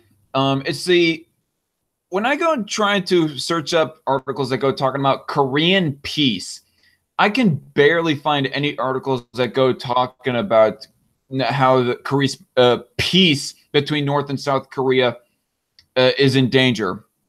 But this, I was able to find this and a Daily Caller article, at least talking about of how it's in danger. At least, I mean, all the other articles that I found, they were like old articles about how it's most unlikely, possibly. But anyway, no, I don't want. Although I probably do need a new wallet, though. But no, thank you, not right now. Go away, whore. All right. Who's him? Stop seeing this ad. Tony Sok. I can't even pronounce his. Tony. I'm just gonna Korolovic, something like. So Kalioralvik. I don't know. Just call him Tony. Some sort of Eastern. It's either an Eastern European language, you know, Eastern. It's probably. Yeah. It probably is Eastern European. Okay, this from National Review. White House says it expected North Korean threat to cancel peace talks. The White House said on Wednesday that it fully expected North Korea to threaten to scrap plans for a meeting between Supreme Leader Kim Jong-un and President Trump. Excuse me, sorry, getting gas here. Yeah. This is something that we fully expected. White House Press Secretary Sarah Huckabee Sanders told reporters, if they want to meet, we'll be ready. And if they don't, that's okay too. The president is very used to and ready for tough negotiations. Sanders said the White House remains hopeful that the June 12th summit will still occur after Pyongyang lashed out at the U.S. on Tuesday over joint military exercises and undertaken by U.S. and South Korean troops. Okay. I don't see what is the idea with joint military exercises. I mean, don't they have like joint military exercises all the time? What's so special about this one? Were they like inching closer to your borders, to your bases or something? Did they shoot closer than before about towards your bases that almost like took it down a wall or a fence or something? I don't know. The relations right now are very brittle.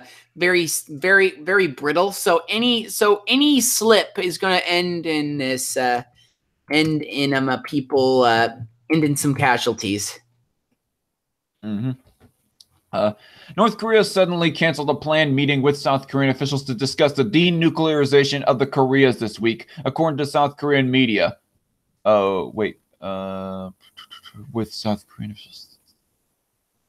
Well, the thing is, complete denuclearization at least was a farce anyways. I mean, they were only going to freeze their nuclear testing was all that they were going to do. But I mean, if they're using this terminology to define the freezing of their nuclear program, and they say that they're going to stop this, then apparently things aren't going too good about the negotiations of them dialing down their nuclear program. According to South Korean media, and threatened to cancel the highly anticipated summit with Trump, which, if it occurs, will be the first ever between a sitting American president and a North Korean leader. Yeah. It's endangered, so if it ultimately gets canceled, then this will be just looked up as, you know, another day of the Trump presidency rather than a gleaming moment for his presidency that he could use as a talking point to try and win re-election. Yeah, that's true. The United States will also have to undertake careful deliberations about the fate of the planned North Korea in light of this provocative military ruckus jointly conducted with the South Korean authorities. The South Korean Yonhap news agency quoted North Korea's state-run Korean Central News Agency as saying, South Korean President Moon Jae-in and North Korean leader Kim Jong-un held a historic meeting last month to discuss peace in the region, which this week's meeting would have continued. Even if the peace talks are canceled, the U.S. will continue its maximum pressure campaign against North Korea to back off its nuclear weapons program, the press secretary said. Keep on the heat. I mean, you're not going to do anything by just being all easy on them, by being all, oh, it's okay, Kim Jong-un, we'll just try again next time then. Yeah, it's just it's absolutely. I'm sorry. I'm sending out not the Hangout link, but the link to watch this on my Twitter. But anyway, yeah, it's just very brittle right now. To discuss of North Korea this week, according to those threatened by the anticipated because if this gets canceled, it'll probably be seen as a bit of a letdown. But I take a kind of pessimistic type of idea towards this whole summit thing. I mean, even if the North Korea does agree to do what America and South Korea wants them to do, it's never going to happen. Okay, it's kind of a wink, wink, and then I remember just before, as it said, peace. There's peace in Europe, as that one British Prime Minister before Winston Churchill said during the wartime that they thought they had peace with Germany. They went to war with them a few months later. So. Damn. I don't know. So I fear this is so you kind of think that this is going to end up the same. Yeah. Trump saying there is peace in the Koreas, and then we'll get a new president elected about trying to handle North Korea and China and the rest. Yeah. Oh, people. I posted the link to this in Geek Thulu's general chat, and he's not like into. Anyway, Well, don't try to make me look bad to other people. Damn it, sorry. Aspie. Just for the record, for anybody who hates Aspie for being a total shill, I'm not advocating for what Aspie is doing. I'm basically neutral on what he's doing. Yeah. I mean, I kind of appreciate it, but on the other hand, he's not doing himself any favors by constantly nagging his senpais. Yeah, it's completely. I think that's the reason why none of them have agreed to come on to a stream with me, is because I'm gonna have to wait till my birthday to get them all on here. You know, hey, it's my birthday. You want to come on? I think. Well, Gemini likes me at least. That's yeah, and at least Gemini. I'll be able to get. Hopefully, I wonder. What? Keep going. I was gonna say. I wonder if tried to get in contact with Bearing. Try to get he deleted his Twitter, so I don't know how. So I just kind of no. His second Twitter, the one that went under @TisBearing, that one was taken down. Like, it was eliminated by Twitter, and I do not know what the heck happened to his Clancy Twitter account. I think that might have just I think that might have been taken down as well. That they were thinking, hey, Mr. I'm not going to mention his real name. We are getting tired of you trying to get a new account on Twitter. We have you banned, okay? BANNED, okay? Damn it, banned. So do not try to create another account. We're going to IP ban you if you keep this up. So on and so forth. Yeah. But I don't know why. I don't know. He actually gave me his email. His cool. Gmail account. Cool. I should DM that to me. I might use that later. Anyway. I might ask him before I actually go spreading around his Gmail. I mean, I cannot just be giving around a guy's email without their consent randomly. I mean, it seems unfair. Bearing doesn't. But I will be hanging out with him possibly this evening, so stay tuned for that.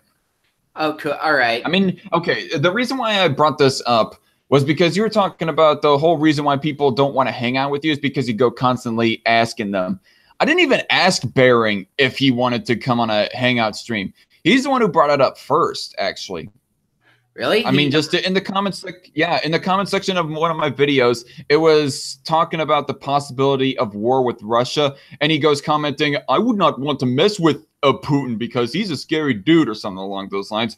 I go responding to his comment, and then he goes all like, hey, do you want to like have a hangout stream sometime to catch up, and so on and so forth. Bearing's a nice guy. He may be a cunt, but he's a harmless cunt. he's a lovable cunt is what everybody calls him. And to him, cunt is not as a negative context as if my mom figures out I'm saying that word. I'm 21 years old. If my mom figures out I'm saying that word, she's gonna my hide, man. She's gonna rip me one. But anyway, Anyway, getting on with the news here. This is, okay, so just today, that one other article that we just read from National Review, that's one that I found in the week. But this one, I just this afternoon, gone searching on Google for Korean peace. That's what I typed in Google. And this is the latest thing that I could find, at least in the first page. Maybe there's something newer in the second and third page if I was to look further.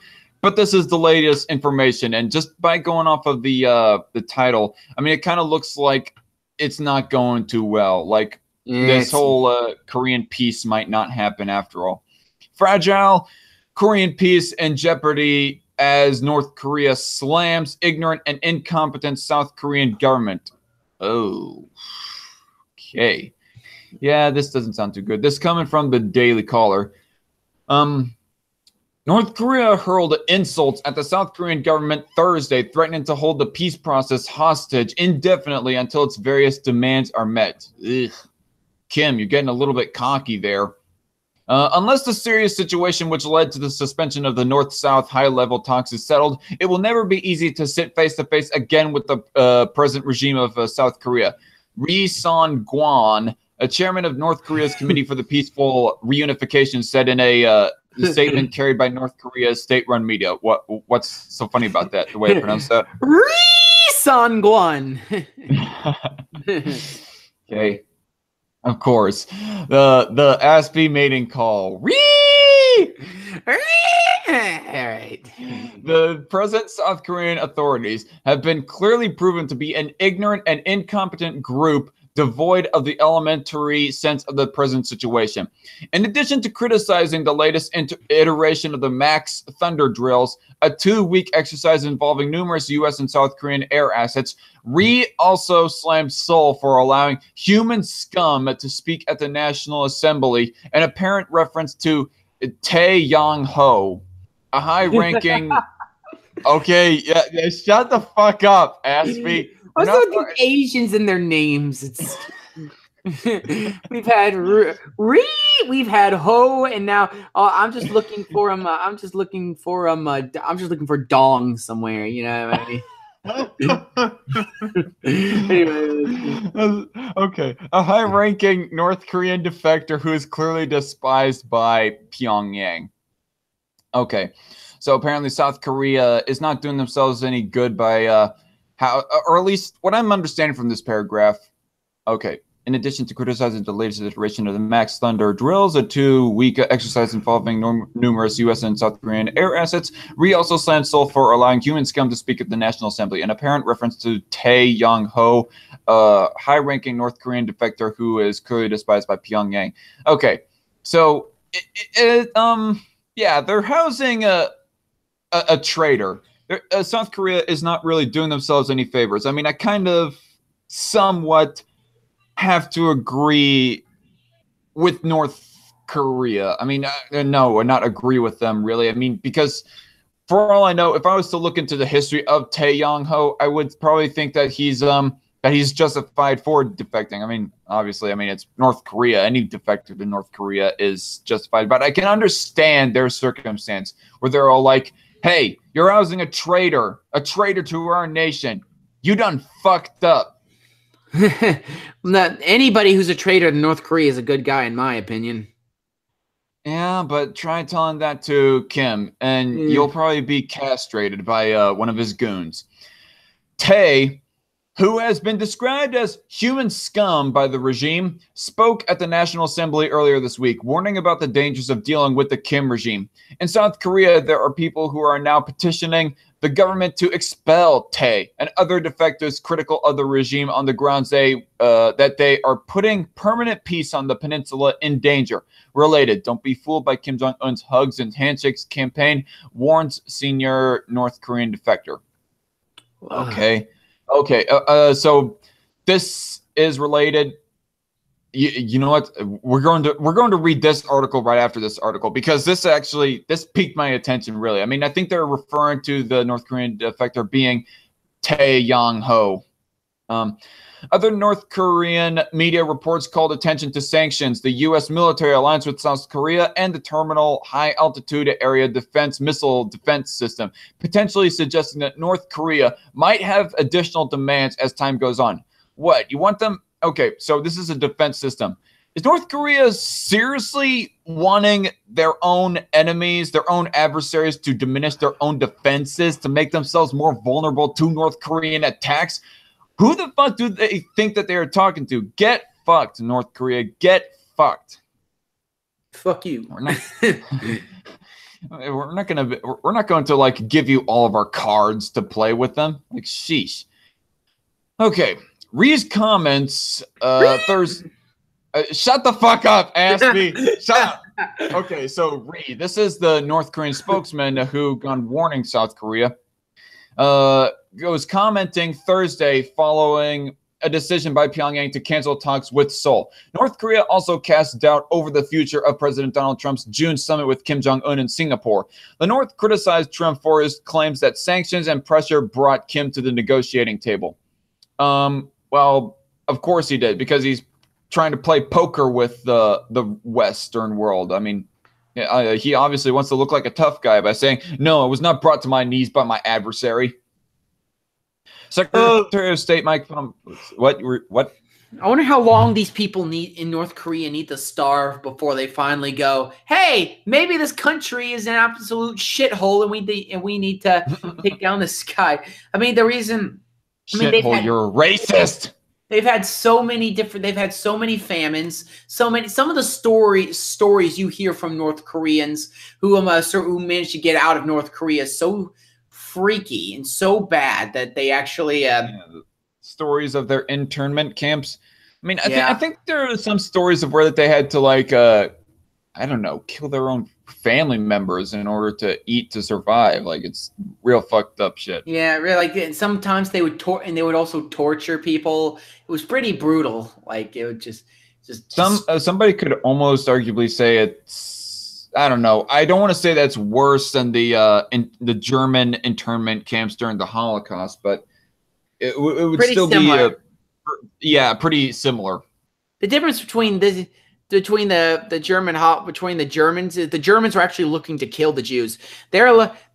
Actually, I think the North Koreans may actually be looking to kill the people who disagreed with them too. If somebody does so as much as complain about rations, 3 generations of their family will be sent to a camp. So their grandparents, their parents, and their kids. It's kind of a complicated system, but it's pretty bad. The complicated system. I mean, that's misnaming of their system. I mean, it's a fucked up system is what it is. It's an immoral system. Secretary of State Mike Pompeo's promises of economic salvation and White House National Security Advisor John Bolton's suggestion that the U.S. has the Libya model in mind for North Korean denuclearization. Yeah. In other words, I mean, interventionism. And I am against John Bolton's calls for just flat-out interventionism. North Korea seems irritated that the U.S. is approaching North Korea as a weak, defeated state, since it clearly considers itself a powerful nuclear state. You're not that powerful. You're dangerous because you're like a little firecracker in a sea of... You're a little firecracker in a forest of oil drums. Those bigger oil drums being the bigger countries with more nukes. Because if they were to like launch one nuke, if North Korea was to launch one nuke, could end up with a chain reaction of other countries shooting more nukes at each other. Just setting off that chain reaction to ultimately give us global nuclear winter, you know? Yeah. And we'd all be and then we'd have to fight off the zombie apocalypse. Oh, shit. Yeah. And don't forget the mutant animals as well. Yeah. The regime is also frustrated by the apparent continuation of American hostile policies, as well as South Korea's complicit role in the continuation of those policies. It is unclear if the current...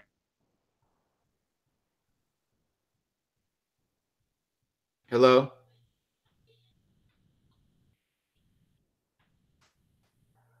Hello? Hello?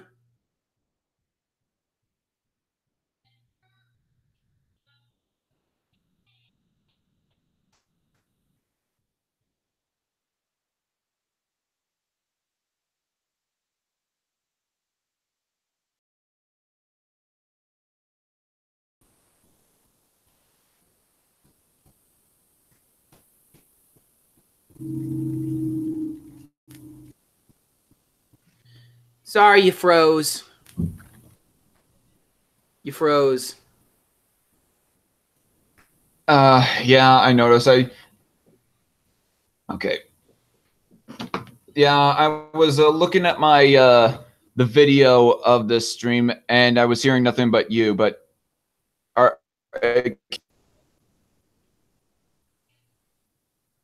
Aspie? Yeah, I'm here. Okay. I just wanted to make sure that my connection wasn't dying out. What was you trying to say in commentary to this? I'm sorry, I didn't catch it. Aspie? I'm here. Stupid thing. It's don't be fooled. Was there something that you wanted to say about that last article? No, there's nothing. Okay. All right then. So, Tae Yong Ho. This is the guy who is trying to be like the whistle of Korea, the defector. Who's a hoe? Sound like you a stupid hoe. You a stupid hoe. You a stupid hoe. You a stupid hoe. All right, enough with Nicki Minaj. All right, let's.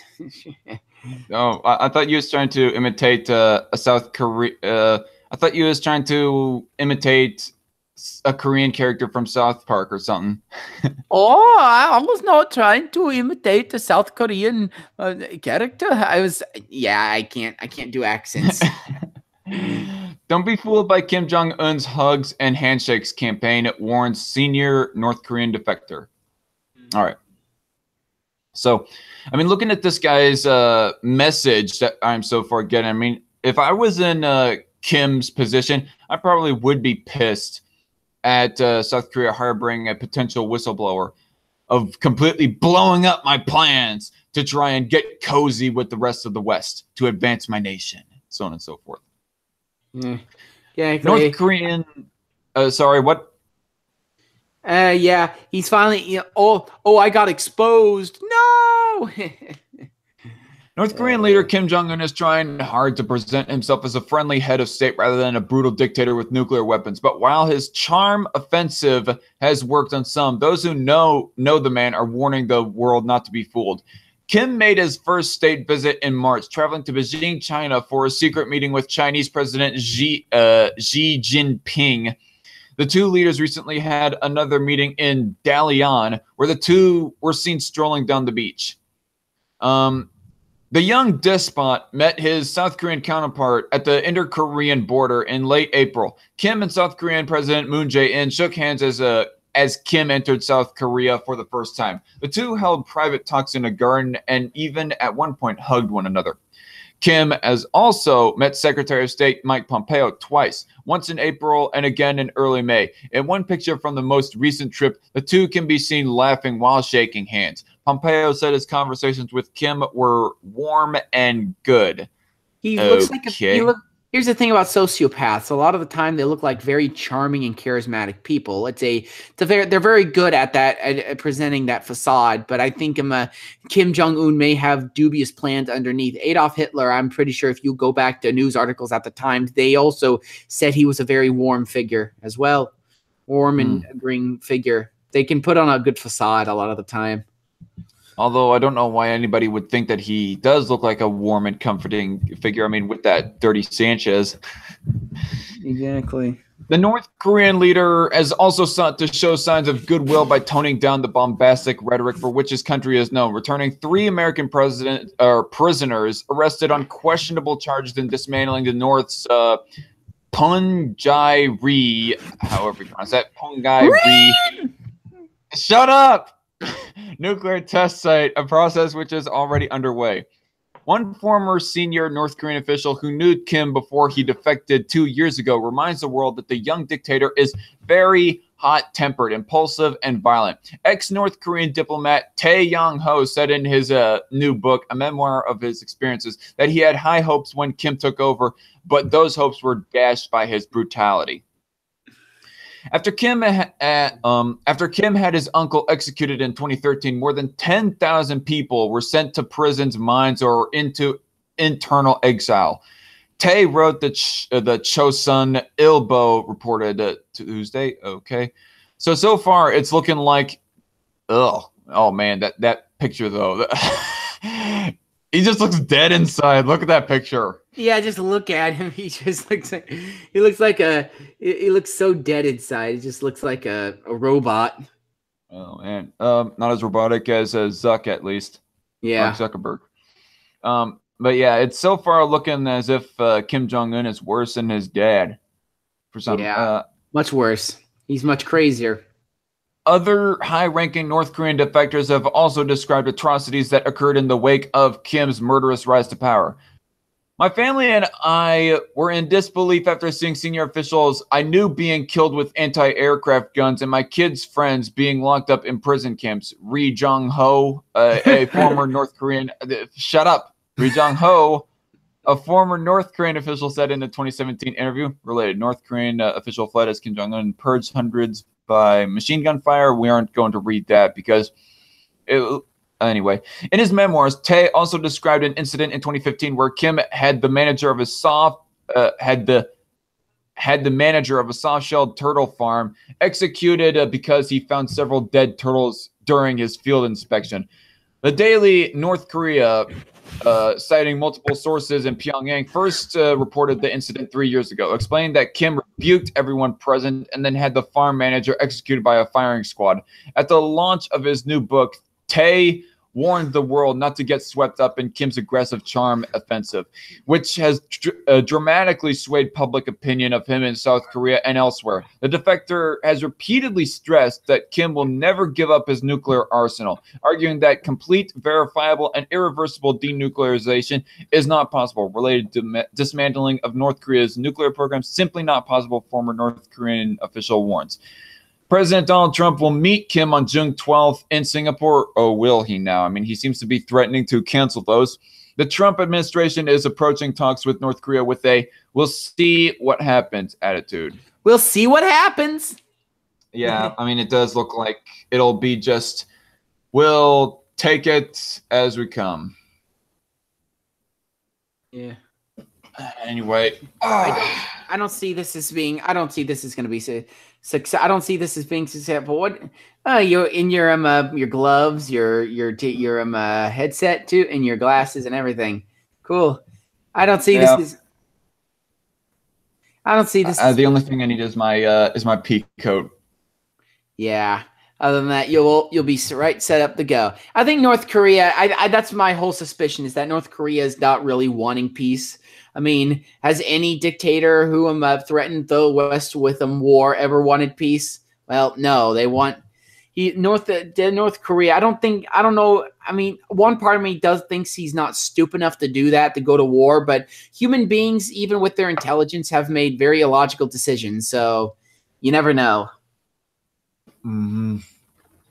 I mean, this kind of looks like that it was just a play, like like Kim Jong-un was just trying to play the West by floating about the idea of coming to the tables to talk peace, only to try and cozy up to the West to like get I don't know, get some economic advantage, like maybe the U.S. sanctions being removed and so on and so forth. But now, since he has a defector that is trying to expose him for this, he finds out now that he has almost nothing to lose now, and so he's backing out on that idea. I see. So Kim essentially has him nothing. I'm trying to get a handle of what you said here. So because Kim Jong-un has nothing to lose, he's just not going to go to the summit. I'm saying if he gets exposed by Tae, the defector, then he'll realize that he has nothing to lose, and he'll just back out on his original plan to have this facade of a peace, you know, and just go back to being typical old Kim Jong-un. Yeah. My God. Oh, the effeminate degenerate just retweeted a Vox article. Science shows that when we refer to people as animals or anything other than people, it makes us numb to their pain and lets us forgive ourselves for causing them harm. Vox. Dang. Of all sources, Vox, really? I mean, if he was to like send me something from like Daily KOs, at least you would convince me a little bit more. Yeah. I mean, don't get me wrong. There are some fairly left-leaning sites that I'll give some credibility to. But they're writing Vox? that.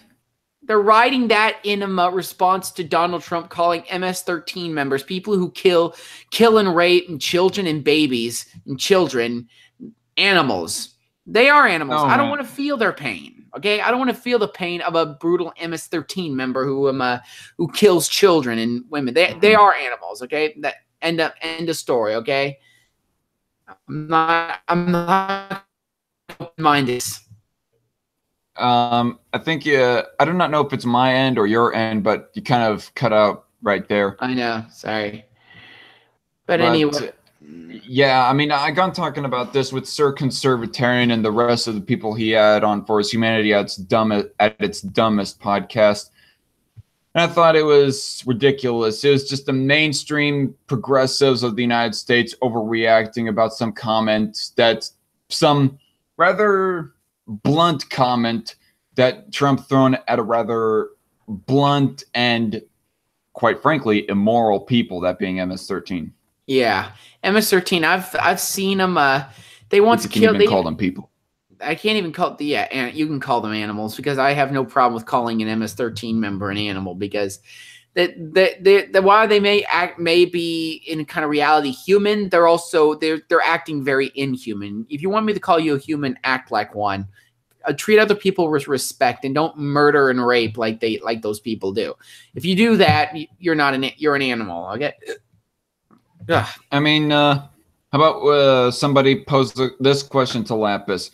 I mean, does that mean that's also not okay for me to call a Nazi that worked in a concentration camp who constantly shot Jews just for accidentally dropping the load or not being fast enough in his work? Is it not okay to call them an animal too? Like a Nazi member that had a direct participation in unnecessary death. So if it's not okay to shoot, so if it's not okay to call MS-13 members animals, does that mean that it's also not okay to call German era Nazi era, Nazi World War Party. II era Nazis? World War II German era party members animals?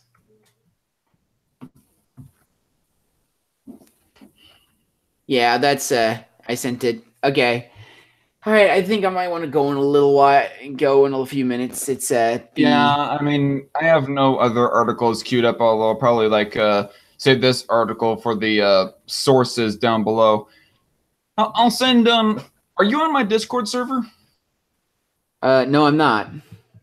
Because I thought I did send you the Discord link. I'll try to send you it again. But yeah, I'll have the Hangout stream of where I'll possibly most likely be hanging out with Bearing and some other people later this evening. And you can come on that as well. You sent it. So I'll be right. 1 second, please. I got to scroll down to it. Okay. There we are. 1 second. There we are.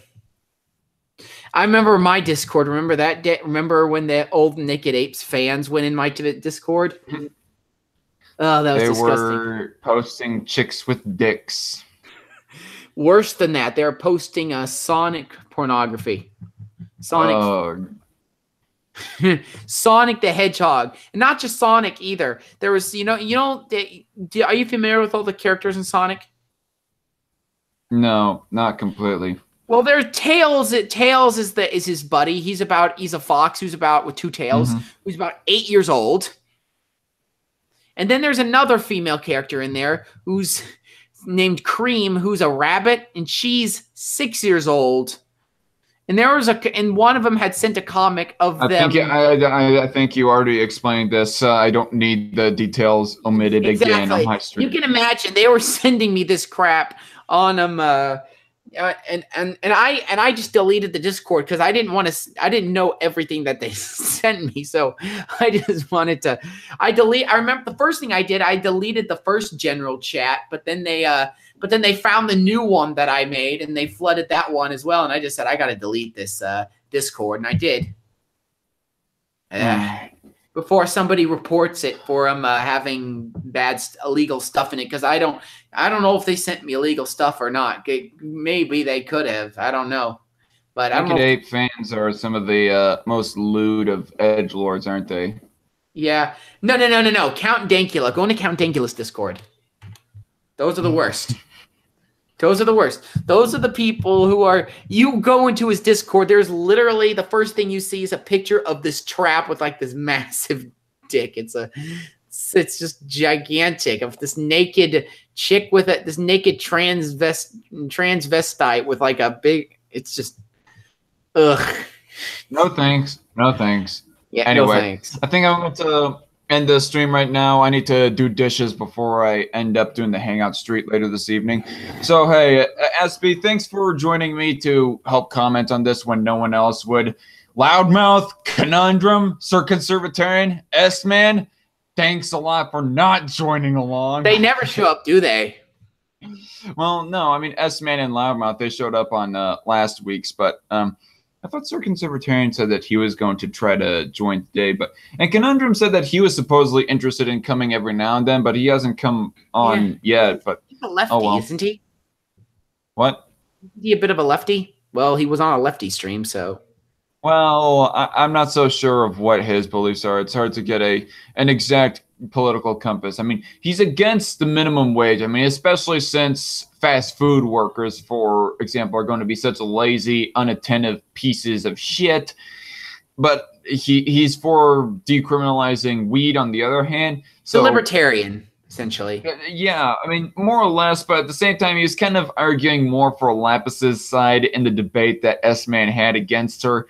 Trying to make the case for increased welfare, kind of. I mean, especially for, I don't know. I mean, it seemed like he was trying to make the case for letting lazy people even have welfare, like people who just refuse to work, fully able-bodied people. Yeah, kind of. I mean, I can't remember the exact details. I might be misconstruing the situation entirely, but you know. Yeah. All right, I'm gonna head out now. It was fun talking to you, Zach. All right, thanks, Aspie, for joining, and everybody who has watched, thank you for watching. And this is Zach, the Dark Conservatarian. This has been Strike Force, and see y'all later. God bless.